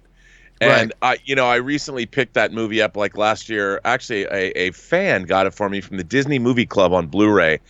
And I put that movie in, and I'm like, I'm with our viewer. I love sea monster movies. I mean, shark movies are great because we have a lot of them. Like, hell, I even like Jaws 3D when I saw it. You know, the one that takes place at an amusement park. And yeah, I thought Deep Blue Sea, obviously it's got one of the great, I'm going to make a speech and I'm going to subvert that whole trope by Sam Jackson getting one of the best deaths in any movie ever, perhaps. Oh, well, yeah. But I there's something really great. Look, sea monster movies are hard to make because anything at sea, I'll tell you, one of my favorite sea monster movies is Humanoids from the Deep. I have not seen that one. Oh man, it let me just say the sea monsters are like humanoid creatures, but it has a sea monster rape that leads to an alien-esque sea monster birth. I mean, it's got a James Horner score. You're like, wait, James Horner wrote the score for Humanoids from the Deep? Yes, he did. And it's just, I mean, it's exploitation cinema, and it's, look, how can you not love a movie, Humanoids from the Deep? Just the title alone. It just sells it. The title alone sells it. Or what about Blood Beach, John? You ever see Blood Beach? Blood Beach, yes, that one. I didn't see Humanoids, but I've seen Blood Beach. Thought it was safe to go back in the water. You can't get to it. I thought that was the greatest ad line. All right, next up, Willow writes, I was surprised to realize that X-Men First Class appears to have barely broken even at the box office. It feels a bit strange that Deadpool and Logan are among the top grossers in the franchise in spite of being R-rated and made on more modest budgets. Yes, and now, of course, it's not a coincidence that I think that X-Men First Class came in and it was totally different for the audience, right? It wasn't Patrick Stewart anymore. There's no Hugh Jackman. Although he did have a momentary appearance, but there was no Hugh Jackman. There was no Ian McKellen. There was none of those characters. And I think that reflected in a lower box office. And a lot of people love X-Men First Class. And then it's also not a coincidence that when X-Men Days of Future Past comes out, well, a lot of people like First Class, so more people went to go see it. But more importantly, it put on the faces that people recognize. It was Hugh Jackman back as leading the movie as Wolverine. You had Patrick Stewart in there and Ian McKellen in there. And that movie made well over $700 million. So I don't think that was that much of a surprise. But yeah, a lot of people forget that even though it was really, really well received, X-Men First Class didn't really make a ton of money. It barely broke even. Cody Cordy writes, "Hey, John, like I said, Reign Over Me is my favorite Adam Sandler film. Great performance, but I still need to see Punch Drunk Love and Spanglish. They're both very good.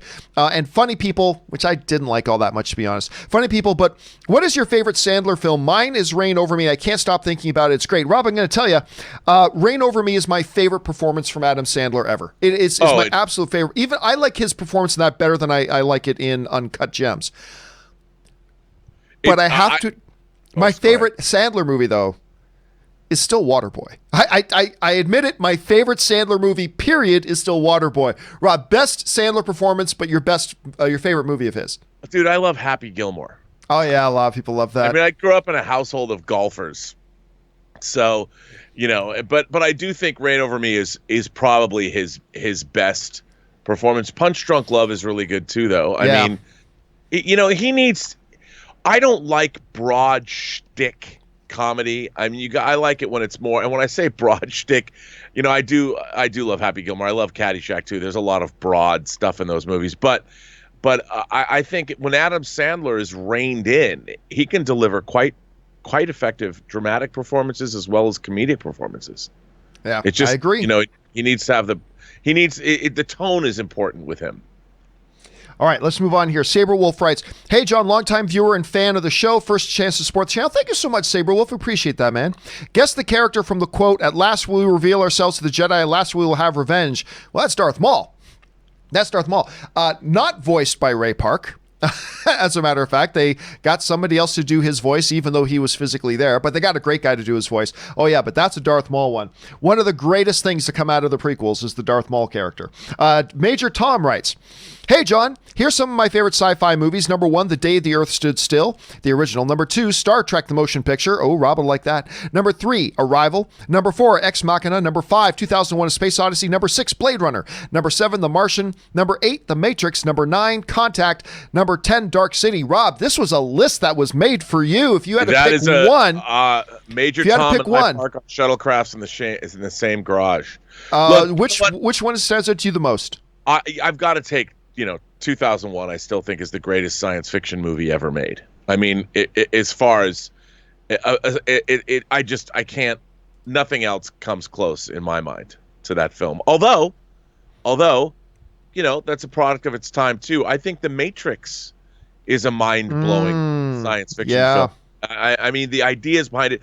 I have to say, you know what? 20 years ago, now 21 years ago, I did not have high hopes for The Matrix, John, and it was one of the times I fondly I went and saw it. If anybody's honest, a lot of people didn't. You're not alone in that, Rob. I think if people are honest, a lot of people didn't have high hopes for it. The blue pill, red pill scene, and when Keanu Reeves wakes up and finds out he's a human battery, and everything he knows is reality, dude, that was in my lifetime. I didn't see that coming.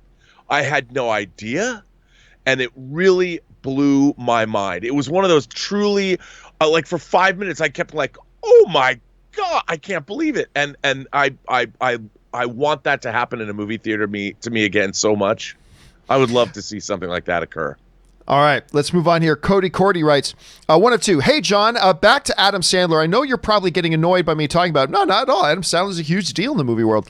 But he's my favorite actor. I grew up watching him anyway. Saw Funny People. Part of his role is Adam Sandler with the stand-up, and Bad Films is really cool. But in other parts, his role is a jerk and a person who is dying. It's really interesting to think about, why he would choose that role of part of his life being Sandler, but in other parts not. Sorry, but it's really interesting to think about." No, that's why when Funny People was coming out, And it wasn't just Sandler. You had a great cast surrounding him as well. The concept of the movie, and a Judd Apatow film too, the concept of the movie was great.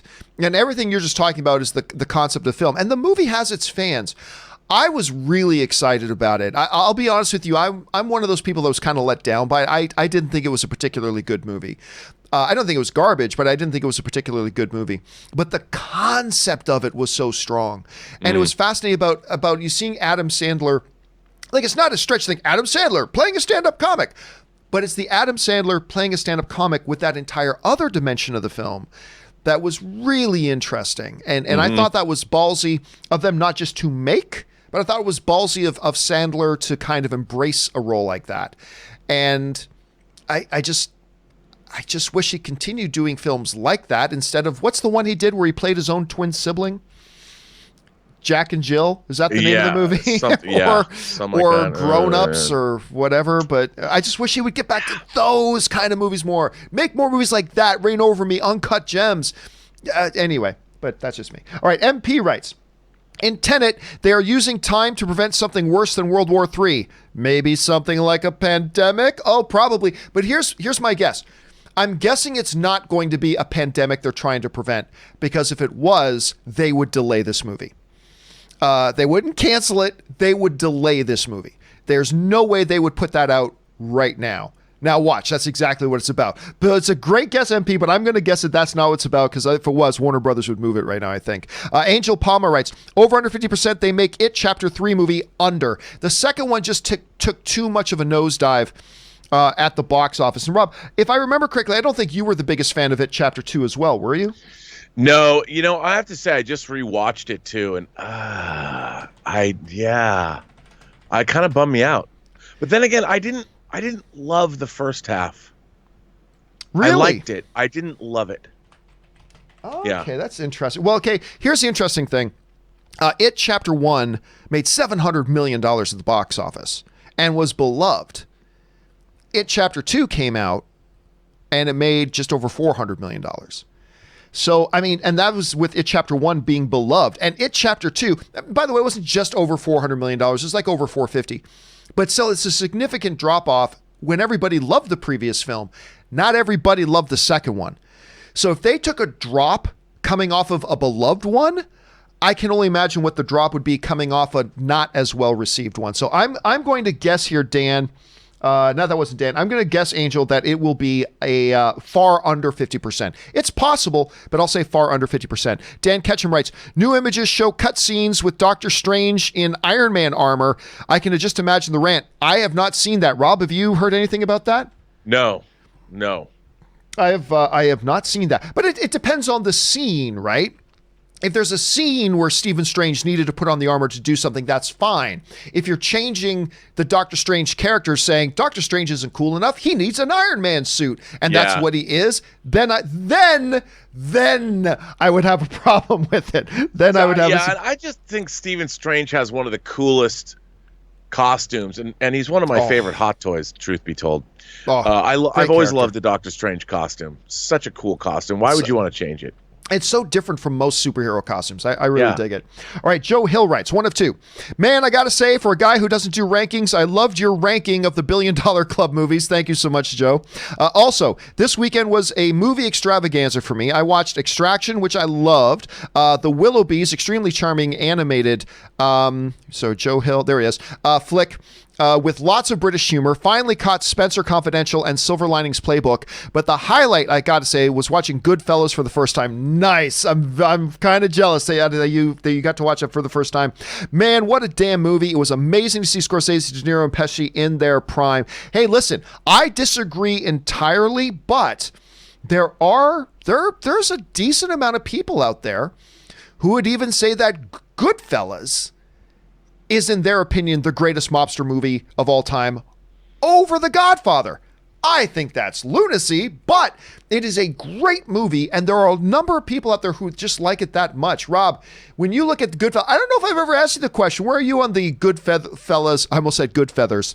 That's an Animaniacs thing, which if you haven't seen the Goodfeathers and Animaniacs, it is a play on Goodfellas. Anyway, Rob, where are you on the Godfather v. Goodfellas debate? Well, to me, they're totally different movies. They are. Coppola, They really are. Coppola once said that The Godfather is a movie about a king and his 3 sons ruling over the realm and what the problem with that is. It's very metaphoric, whereas Goodfellas is more of a boots on the ground story of one man working in that milieu. And I think that one is I think they're both fantastic movies for very different reasons. But I think that one is much more personal. I mean, it's a story of a man. It's a story of Henry Hill, and I love it. And then the other one is the story of a whole way of life. And they're asking different questions and they're doing different things. And I think while they both take place within the realm of the mafia, they're very, very different movies. And to say that one is better than the other, I think is sort of strange. But I love them both. I mean, I think that they can both exist. They're very, very different movies. Yeah, they are very, very different films, which is one of the great things about them. Angel Palma writes, if Deadpool uses X-Men characters like Colossus, Juggernaut, Cable, among others, do you think whenever the MCU reboots X-Men, they would use the same actors / characters from Deadpool, assuming Deadpool would stay in its own universe, or would it be too confusing? Okay, look, I've said this before, I'll say it again, and I don't know this is just me speculating. My guess is, if they do keep Deadpool in his own separate universe, which I think is the way to go, I don't know that they're going to do that, but that's the way I think they should go. If they do have any X-Men universe characters in there, you're not going to see them in the regular MCU.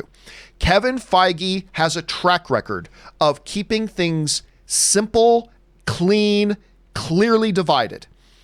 Agents of S.H.I.E.L.D. was on TV. That was great. And Agents of S.H.I.E.L.D. referenced the MCU all the time. The MCU never referenced Agents of S.H.I.E.L.D. In the height of their popularity, Daredevil and Punisher and all these shows on Netflix, and they every once in a while gave very veiled references to the MCU, but the MCU never referenced them. Kevin Feige has a track record of liking to keep things very cleanly divided. He likes to keep things very organized. So and that's a huge if they keep Deadpool in his own separate universe, and if they have a couple of X characters in that universe, I do not think you're going to see Kevin Feige have either those same versions or even alternate versions of those characters in the MCU. And they don't need to, because the MCU already has 5,000 characters, and they're about to add 5,000 more with a lot of other X-Men characters. I don't know, Rob, how do you think they're going to handle that? Well, again, they don't. The thing is, everybody doesn't have to know everybody. They don't have to address everything. It's like, think about in our world today, how many police departments there are across the United States. If you did a show about any police department in, like, say, in Detroit, would that have anything to do with the police departments in Los Angeles or New York? No. So when you're watching movies in the MCU and they're going to talk about whichever characters you want to address, it's not like they're all dealing with one another all the time. I mean, they're spread out. They have daily lives. And I just think there's room for everybody, John. I guess that's what I'm saying. You can't deal with everybody. Just doesn't know everybody. They can't. I agree. All right, next up, Jerome Smith II writes, hey, John, have you considered streaming live on Facebook also? Might want to look into it. Others who stream there say you collect 100% of your earnings. I'm not even aware of you being able to earn anything by streaming on Facebook that I'm aware of. I mean, maybe it is. I'm just saying I haven't really looked into it, so I'm not even aware that you can earn anything streaming on Facebook, to be honest with you. So maybe it's something I need to look into. All right, thanks for that, Jerome. Jesse Lopez writes, number 1 of 2. Hello, John and crew. Hope all is going well. Did you see how Chadwick Boseman has looked recently with him having major weight loss? Also, I'm hearing a rumor that Boseman wants an increase in payment. That's bullshit. Just ignore that. I'm also hearing a rumor that Boseman wants an increase in payment for him to continue his role as Black Panther, or else he's out. Any thoughts on the situation? Thanks. Keep up the good work. Okay, Jesse, I always tell people, whenever you hear a story like that, follow the source. And I will give you 3 guesses where this story comes from. Anybody want to take a guess? Anybody want to take a guess? If you guessed the We Got This Covered website, you are correct. So instantly just dismiss it. On top of all that, It doesn't matter. Chadwick Boseman's got another film on his contract. It doesn't matter if he wants out. He can cry and kick and scream all he wanted. By the way, he doesn't want out. He loves playing Black Panther. But even if he wanted out, it doesn't matter. He's still got another film on his contract. And so, it's a BS story. Don't worry about it. As far as him looking skinny, it's most likely going to be for a role. It's most likely for a role. So I wouldn't, because he put out this video on his social media talking about a fundraiser he's doing for COVID-19 relief, which is great. But all anybody talked about was his weight loss. And everybody's saying, oh, it's because, listen, we've seen actors do this all the time. I'm not in the least concerned about it. I think if it was a problem, he wouldn't have gotten on camera and put out a social media video about it. So I'm thinking it is most likely for some sort of role. And as far as this BS rumor about saying he wants this or he's out. Now, maybe once this contract is done, and if Marvel wants to re-up with him, then he would be more than reasonable to say, hey, my character was really popular. I did a pretty good job. For the new contract, I would like a better deal than the last one I got. That's reasonable. There's nothing wrong with that. But there's not going to be any talk of that before Black Panther 2. He's still under contract for that, so I wouldn't really worry about it. All right, next up, Curtis Lopez writes, one of two. A fun way me and my friends are making use of this quarantine is doing script readings on Zoom. That's a great idea. I love that. We did Goonies, Scream, and Ghostbusters. Coming up, we're doing Knives Out, Batman 1989, The Princess Bride, and 2 unproduced movies. Those unproduced movies are Justice League Mortal. That's the George Miller one. And Star Wars Duel of the Fates. In Goonies, I was Bully's dad. In Scream, I was Stu. Ghostbusters, I was Winston. In Batman, I'll be Joker. Princess Bride, I'll be Vincini.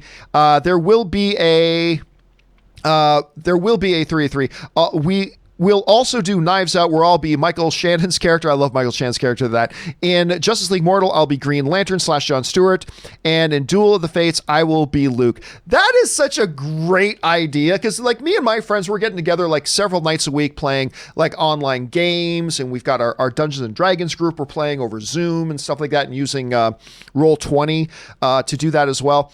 But the idea of just getting together and doing script readings, that's a very cool idea. If you've got like-minded friends, Curtis, I gotta say, I'm impressed. That is a very, very cool idea. And I hope that you guys are recording your Zoom sessions, so later on you can look back at them or post them up on Facebook yourselves, whatever. I think that'd be a very cool idea. Bravo to you and your friends for the creative imaginations. All right, Frank P. writes, I have mixed feelings with the Disney Star Wars movies. I love them, but it's all about nostalgia. When will they start to do something fresh and creative? Hopefully with a well-constructed story for the next couple of films. I think they already have. I think they did some really well-constructed, fun films. When they tried to get too creative, people really bashed on them.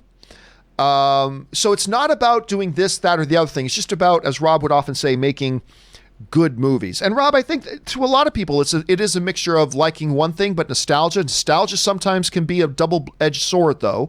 We've seen that a number of times. So I don't know. How would you respond to what Frank's asking about? Well, yeah, I've found myself going back and watching movies that I loved when I was a kid, and you're just, throughout the years, you're not as discerning when you're younger, and there's things that you don't see.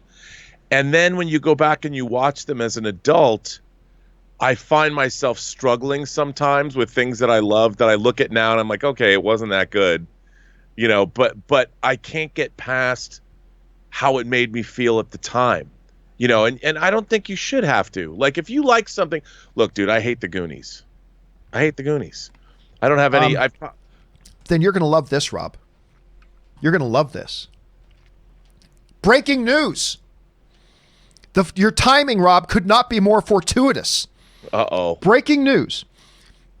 Josh Gad is going to be hosting an online reunion of the Goonies. Yes, that's right. This breaking news. It will include. Okay, so here we go. Josh Gad, the Frozen 2 actor and longtime fan of the 80s classic, is hosting a long-awaited Goonies reunion with the original cast members, including Sean Astin, Josh Brolin, Corey Feldman, all joining for a special lockdown reunion. The 35 years after the Mop Top Teens, yada, yada, yada. This is coming to us from our friends over at Slash Film. Rob, I know you must be thrilled right now. You must be giddy with excitement. I can't even imagine the energy level in the observatory right now for how excited you are about this. Well, okay. That said, that I did not like the Goonies. I do like the people that were in the Goonies, so I would totally tune into this. If Josh Gad's going to host it, I mean, it would be a hoot seeing all these characters, all the actors brought back together now. But at the time, I wrote a review for it for my high school newspaper, and I couldn't. It was just, to me, it was so insufferable. It was, I couldn't. I said that in my review that it was the first movie I ever saw that had gratuitous kissing in it. And I was just like, come on, man. But a lot of people love the Goonies, just like people love Hook. No, we're not going to get into that again. We're not going to get into that again. I'm kind of in the weeds. I don't know if I answered the question, but I think it's okay. As we move through life, there's things that we love and things that it's okay to love them even if they're not good. What was the question? Where am I at now? Bangarang. All right, we need. Actually, you know what? I just realized we're past 10:30. Rob, I know you've got a 400th episode thing you're prepping for, so we're going to let you go to get to take care of all that. So why don't you tell us about where people can find you online and about your 400th episode? Oh, well, you can find me online at BurnettRM on Twitter and on Instagram at what's my name? Robert Meyer Burnett on Instagram. Burnett.rm or BurnettRM? Yeah. Then Instagram's my name, Robert Meyer Burnett. Twitter's BurnettRM. And then my YouTube channel, The Burnett Work, and my show, Robservations. Tomorrow is my 400th episode, and I'm going to do it for 400 minutes and raise money like you did for charity, for COVID charities. And I've got some interviews, and I've got a lot of viewer videos that people have sent me, and a lot of crazy stuff. And maybe I'll be able to score an interview with you and put it on there, pre-recorded interviews. And it's been pretty good. I mean, I'm excited for it. I can't believe I've done. It's all your fault. I mean, you and Schnepp and everybody was so encouraging. I started on YouTube, John, 5 years ago with you and John Schnepp. This month, April, marks my 5th year on YouTube because of you and Schnepp. I was on the 6th episode of AMC Heroes on April, I want to say April 11th or April 14th. Maybe it was April 14th. The 6th episode. That was the first time I was ever on a YouTube show. And here I am 5 years later on your show. Still. We're still doing it. Still doing it. All right. Well, listen, dude, thanks a lot for being here. And we will, of course, in the midst of all your prep and everything, we will see you back on here again. So have a good one, dude. And I will talk to you a little bit later as we do that interview. All right. I'll talk to you later, man. All right, guys. Time for us to continue on. We still got some time here. Let's keep getting to your questions. Ready Teddy Steady writes, "Hey, John, I'm a DC guy. Marvel's cool, but I'm DC and a big Green Lantern fan. So when Jeff Johns recently pointed out his production company's site, I was happy to see not only is HBO Max Green Lantern show in the work, but also a Green Lantern Corps movie. What are your thoughts? How soon?" Listen, we've talked about both of those on the John Campea Show previously. I think one of the things that's really important to keep in mind is that, I mean, neither of these have been officially greenlit, I do not believe. I don't believe either of these have been officially greenlit. I think these are both in the works. They're both in pre-production, and I think they're both awaiting a final green light, but it is something they're trying to get going and something that they're trying to do. I am a little bit skeptical about either one of them happening, but I'll tell you the one that gets me. Now, normally I'm more of a movie guy over TV, but I'd be a little bit more curious about this HBO series. So I don't know. We'll have to wait and see. Again, this is news that's been around for a little while, and I'm still a little bit skeptical that it's actually going to come and materialize, but let's keep our fingers crossed and see what happens there. All right.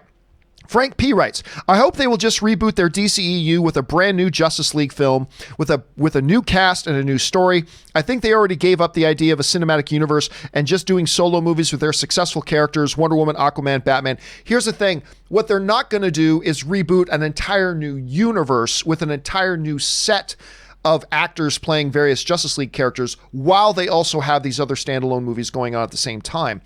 I think Warner Brothers is clearly taking a break from the shared cinematic universe stuff. They're clearly taking a break, but just because they're taking a break doesn't mean they don't have longer term plans. I think one of the things under Walter Hamada, they just wanted to reel back a bit, focus on making good individual films, and it's worked because they put out a really fun Aquaman movie that made over $1 billion. They put out a great Shazam movie. They put out a Joker movie that made over $1 billion. I wasn't so big on Harley Quinn, but whatever. So it's a strategy that's working for them. But make no mistake, I 100% believe that their long-term goal, once they've got everything more established, they've increased the reputation of their movies, that people come to expect good movies out of DC. Once they get it to that point, I think they do have long-term plans to bring back a Justice League movie again at some point. I don't think what you're going to see them is running 2 different versions of Wonder Woman, 2 different versions of Batman, 2 different versions of Aquaman. I don't think that's the way they're going to go. And I don't think it's the way they should go. So we'll see what happens, though. All right, the Wakandan Forever writes, oh no, Black Panther is only number 16 on your $1 billion movie list. King T'Challa is not happy. Tread lightly, John. Wakanda is watching. I don't know why I say only 16. It's a 46 film list, and you're saying only 16th? I think 16 is a pretty good ranking for it. That's just me personally. All right, Mandalorian of Gondor writes. I guess I can take these off now. Mandalorian of Gondor writes, hey, John and Rob, saw Oh Brother We're Out There. Oh, I love that movie. And I love it. But when do you think we'll see a true cinematic epic of the Odyssey? Or perhaps the Iliad or I'm not even sure how to pronounce Aeneid? Anyway. I know Troy exists, but the epic sword and sandal films are so few these days. Why do you think that is? Thanks. I think there's a couple of reasons. One, first of all, a true translation of the Odyssey, which is basically what Oh Brother Where Art Thou is. Oh Brother Where Art Thou is a version of the Odyssey, and it's great that I am a man of constant sorrow. That movie is so freaking good. It's crazy. The cast is outstanding. Anyway, but making a more literal translation of it would be very problematic. Number one, it would be a difficult film to make, but number two, it would be difficult to appeal to a wide audience. So that's why I think like an approach like an Oh Brother Where Art Thou, which is like an interpretation of it, is really more. As far as the sword and sandal thing more on a wide scale goes, it's difficult to get big box office on it, and they're difficult films to make. So they're going to have to come up with something really, really good and really, really special to dive back in there. And I think they're just really more concerned and worried about any new movies they do being compared to older ones. So I'm not sure. It's going to have to wait and see. Wakandan Forever writes, To fill my filthy quota, if you could wrestle, wink wink, any WWE diva, who would it be? I think Lita and Sasha Banks make a great tag team. I'm not going to answer that. That's just not a good question to ask. That's a little bit of objectification there. I'm not going to do that. Wakanda Forever also writes, Mortal Kombat and Street Fighter are my 2 favorite video game franchises. What is your favorite character from each of the 2 franchises? Raiden has always been my favorite from Mortal Kombat. Yes, even with Christopher Lambert playing the movie version of Raiden, and I know it's very vanilla to say, but Ryu. I mean, Ryu was the character to play. Some people are more Ken, some people like some of the secondary characters. I'm very straight vanilla on this. I'm kind of a Ryu guy. All right, Wakanda Forever also writes, just got the UFC Fight Pass. Please, please, please watch UFC 248 with Zhang Weili versus Joanna Jędrzejczyk. The fight and interview are heart-wrenching. It is one of the greatest combat sports fights of all time. Not just women fights. I mean, I'm telling you, this fight is one of the greatest fights, top 5 easy, one of the greatest fights in combat sports history. With back and forth drama, all from bell to bell. It is one of the craziest, best fights I have ever seen in my life. I put it up there with Forrest Griffin, Stephen Bonner. I seriously do. I put it up there with that. It is just one of the best fights I've ever seen. If you have not seen it, you need to watch it. Wakanda also writes, do you know of any other trustworthy organizations like Feeding America for people who want to help but are scared of scams? How do you choose who to donate to? Keep it filthy. Thanks and be safe. Yeah, I mean, when I was doing my research on which organization that we were going to do fundraising for, it's very easy to do. You just do a simple Google search, stuff like that. It's very easy to do some quick research. Who's licensed, who's got their charitable numbers, all that kind of stuff. It's really not hard to do. Like, I can't pull them off the top of my head. Obviously, I've done charity fundraisers before for Red Cross and things like that, but there's a number of them out there. So, and it's very easy to look up, and good on you for even wanting to look into that. That's great. All right, Superman Steve writes, John, I know this doesn't affect you at all, but I just wanted to ask, do you think it's unfair that movies are released in other countries such as the USA and not in places like here in Australia at the same time? I really hope that makes sense. What can we do about it as a film fan community? Your show never stops inspiring me. Well, thanks for saying that, Superman Steve. I'll be honest with you, and I'm going to say what you don't want to hear me say. Number one, it's not a matter of fair or unfair. All right? Like, we can't look at it that way. You know, it's not a matter that it's not fair they get it for. It's not a matter of fair or unfair. These movies are huge, hundreds of millions of dollars investments. And what these studios do is they want to release them in certain territories when they think they might do better in that territory. Because you and I might think that to a movie studio, making like $1 million extra is no big deal. It's a big deal. We sometimes forget that $1 million is $1 million. And if a studio thinks, you know what, we could open this in, I don't know, let's say Russia on this day, but we feel with what goes on in Russia that if this movie would do better if it opened like 4 weeks later in Russia and could make us an extra $500,000 or whatever. And you know, it's just all about their release plan. Now, I have advocated for a same day release date for movies, for big wide release movies for years. I think that 90% kills piracy. Not 100%, but I think that 90% kills piracy. So I have been for that. But ultimately, the movies make these release dates based on what they think will do the best business for their movie. And there's nothing that we as film fans should do about that. We should want the studios to release their movies when they think they will make the most profit on it. That just makes sense. And again, I advocate for a same-day global release date. I do advocate for that. But as long as the studios see that it makes more sense to open certain movies in certain days in one country versus another one, they're going to do it differently. And that's understandable. It is understandable. So there's not much that we as a film fan community can or probably even should do at this point. Anyway, you are not alone in asking that question, though, Superman Steve. Believe it that you are not alone in asking that question. All right, Kyle Starr writes, already been said, but Endgame watch party ASAP. I was planning on doing an Endgame watch party because Disney Plus, they do have a Disney Plus watching app, a Disney Plus watch party app. But once I researched it, turns out that their app is crap. And unlike the Netflix watch party, where I hit play and all of us watch it completely synced with each other, apparently with the Disney Plus watch app, it doesn't do that. It goes out of sync. And if you're not watching it in sync with each other, then it's not really a watch party, is it? So I got to figure out some other way to do an Endgame thing. The Next Avenger writes, hey, John, fan from India. Have you seen Money Heist? It's huge in India right now, and especially Bella Ciao song. It's helping us in this lockdown days. No, but believe me, Next Avenger, you're not the first person to bring up Money Heist. I've got that on my queue list. I want to watch that one because everybody's been talking about it, how good it is. And I am a sucker for heist stuff. You guys know I'm a big sucker for heist stuff, so it's on my list. Little Ray writes, yo, John, about the mobile Marvel game Future Fight, totally recommend. I'm super into it. We could create a John Campea Show alliance with other fans of the show. Well, I generally don't like playing games with other people. Like even in World of Warcraft, I never join guilds. I never go on raid parties. I just like playing solo adventure. But a couple of people, like you were mentioning, Lil Ray, put that one on my radar, and I am going to download. I'm looking for a good game to play on my iPad right now. By the way, I just downloaded the game For the King. It's a PC-based RPG that apparently came out a couple of years ago, but it's on the Epic Game Service right now, and apparently it's free this week. If you buy it this week, you get it for free. If you buy it this week. So I'm going to check that out, but I do want to check out this Marvel Future Fight game because a few people have recommended it. Patrick Conway writes, do you see Disney pushing What If to drop in 2020? I don't know.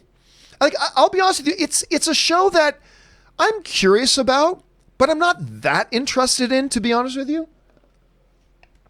Still, the preview they showed for it at D23 is kind of interesting, so I haven't been following its development enough to know whether or not they will or even should push it. Let's keep our eye on it. All right, Aqua Mexican writes, I love that name, Carlo. Hey, John, did you hear that some fans want Spider-Man and Captain Marvel to get together in the MCU? How would that work? And if it did happen, what would be your reaction? Well, I mean, look, some fans want everything you can possibly imagine. Some fans want Hulk and Hawkeye to hook up. Some fans somewhere do. So I'm not shocked at all. That was a great moment in game.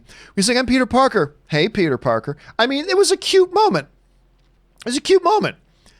Of course, I don't know. It's a little creepy considering she's like 90 years old and he's like supposed to be what, 18 or 17 in the movie? I don't know. Listen, normally I don't like romance relationships at all in my comic book movies. There are a couple of exceptions that I do like a lot. But a hero relationship with another hero. I mean, it could work, I guess. I don't know. It just seemed creepy to me. I think to me it would just seem a little bit creepy, I think. I'm not sure. I'm not against the idea.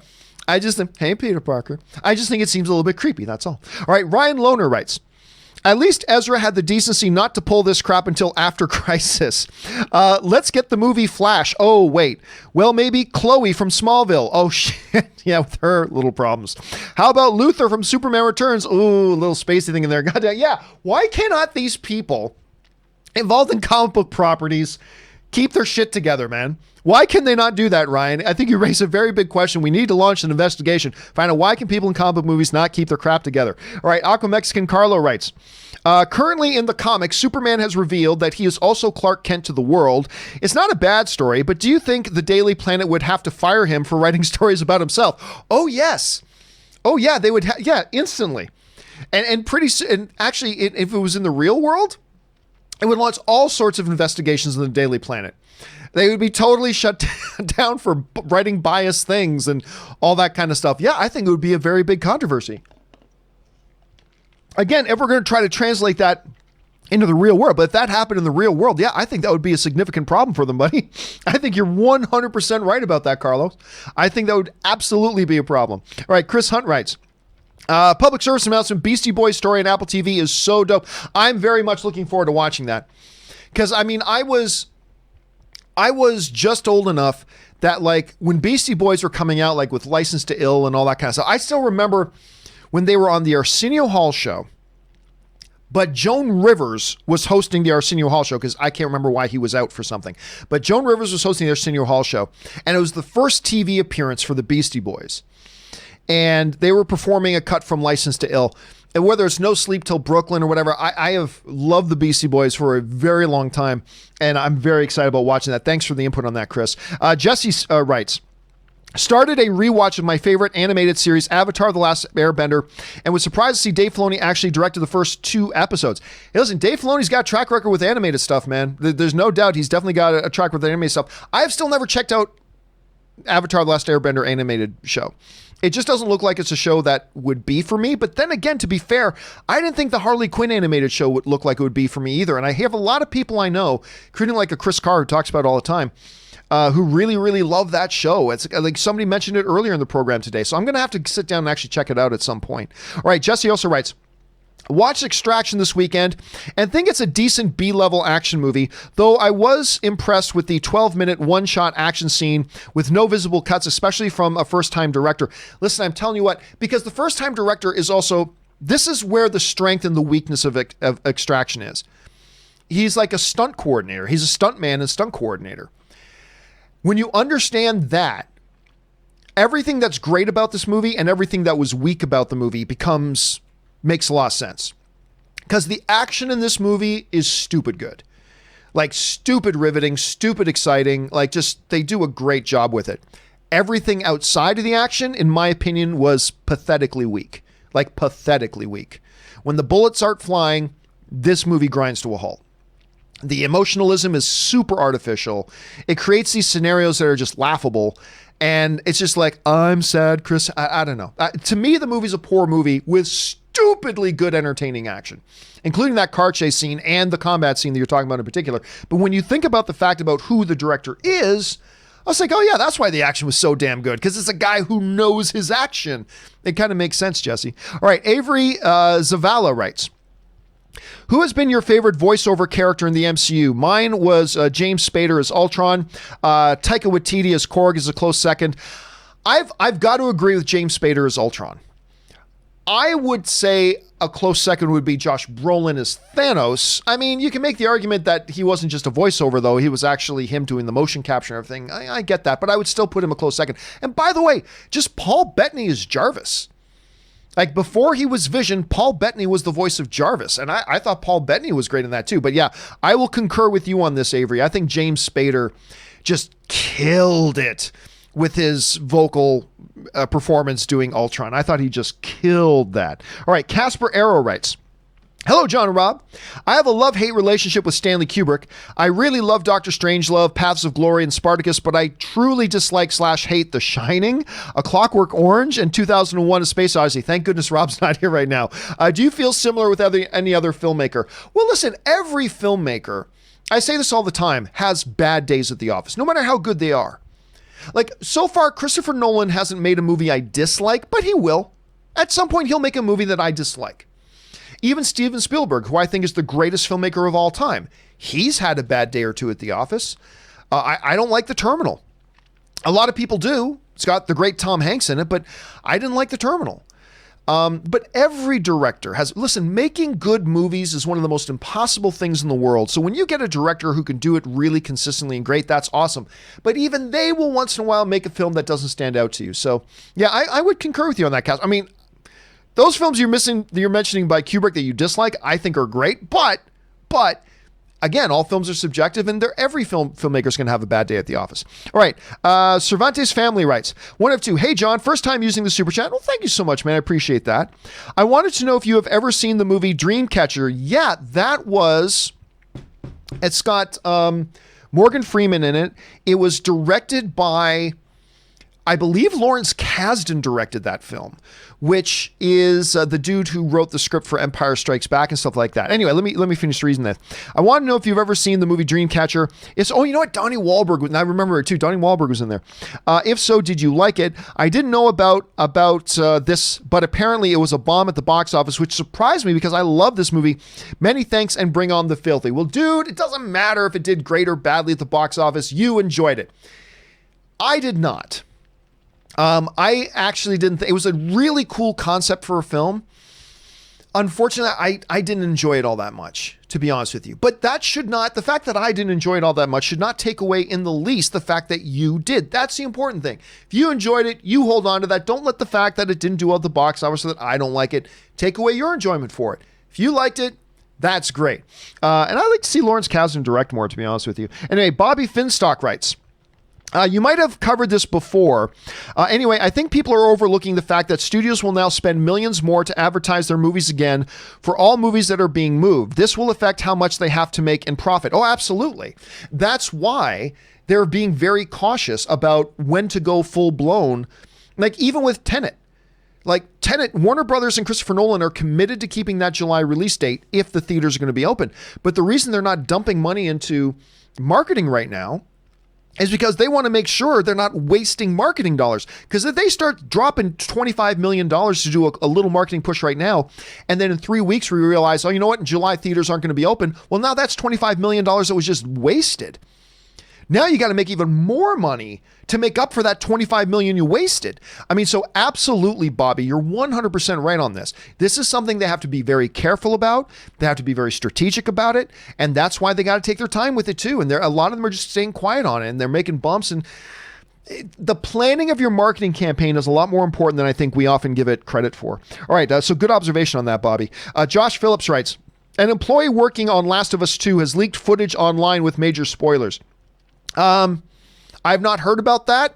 If so, it's unfortunate. Or if you know it's an employee, well, they're probably going to jail if you know it's an employee. But if that is true, that's unfortunate because I know a lot of people are really looking forward to games. So do everybody else a favor, guys. Don't spread it around. There are going to be a lot of people who do not want to know what happened to this game. Don't be part of the problem. If you come across it, don't spread it around. Don't ruin the experience for other people. I think that's key. All right, thanks for bringing that to our attention, Josh. Diamond Dog's Puppy writes, there it is. Good day, John. Underrated movie of the day, 1994's Fresh, harrowing film about an inner city youth who tries to survive the violence of the streets using his intelligence and strategies from playing chess. Great cast plus some emotional scenes. Thoughts? I'm not aware of it. What's it called? Fresh. IMDb. Let me see here. 1994 film Fresh. Is this one Samuel Jackson? Oh, it's got Giancarlo Esposito. Okay, it is the one with Samuel Jackson. I have not seen it though. I have not seen this film. This film is now what? 26 years old. I have not seen it. I really don't know much. I recognize the poster and stuff like that, but I have not seen the film, unfortunately. But I don't see a lot of stuff with Giancarlo Esposito from that long ago. That's actually kind of neat. I might have to check that out sometime. So, I'm not familiar with it, Diamond Dog, but thanks for putting that one on our radar, dude. That's a good pick. All right, Jonathan Adam. We only have just another minute here, guys. Jonathan Adam writes, so Ahsoka Tano, I like her in Rebels and excited to see if indeed Rosario Dawson will play the live action role, but to have her best Darth Maul, I think is a weak move and sadly diminishes his character lore. Just an opinion, so everybody please be kind. Again, this is a character I don't like. I don't watch that show. So I really have nothing to add in there. I will say this though, if Rosario Dawson is playing it, I can't think of a better casting.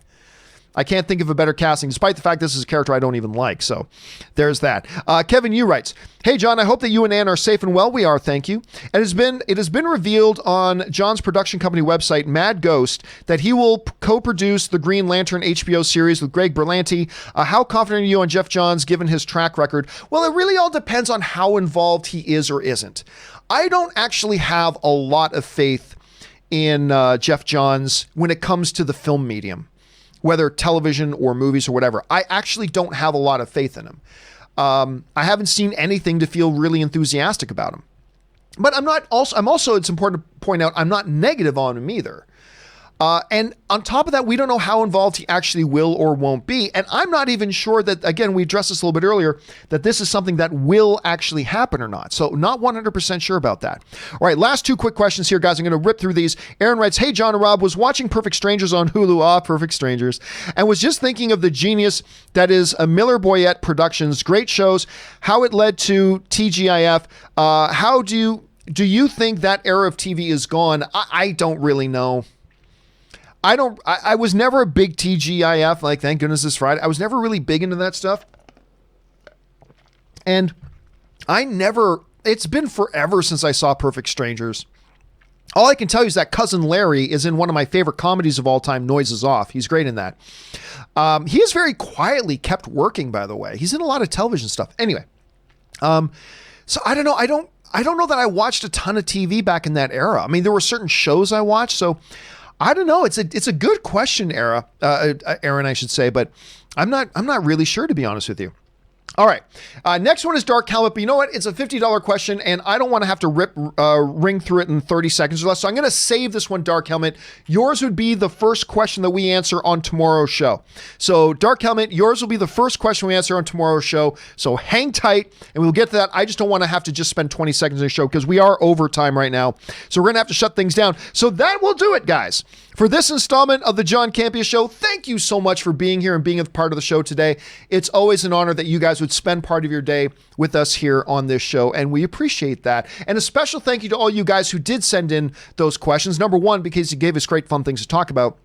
But number two, because you supported the channel while you did it. And all of us here on the John Campea YouTube channel, thank you guys very much for that. All right, guys. Hey, quickly, don't forget, if you're a Patreon supporter, tomorrow afternoon at 2 p.m. Pacific Standard Time, we're doing our viewing party of Step Brothers. Make sure you have the Zoom app on your computer, and make sure you have the Netflix Watch Party extension installed in your Chrome browser for that. And by the way, even if you're not a Patreon supporter, if you want to join us for the watch party tomorrow, here's how you can get in on it.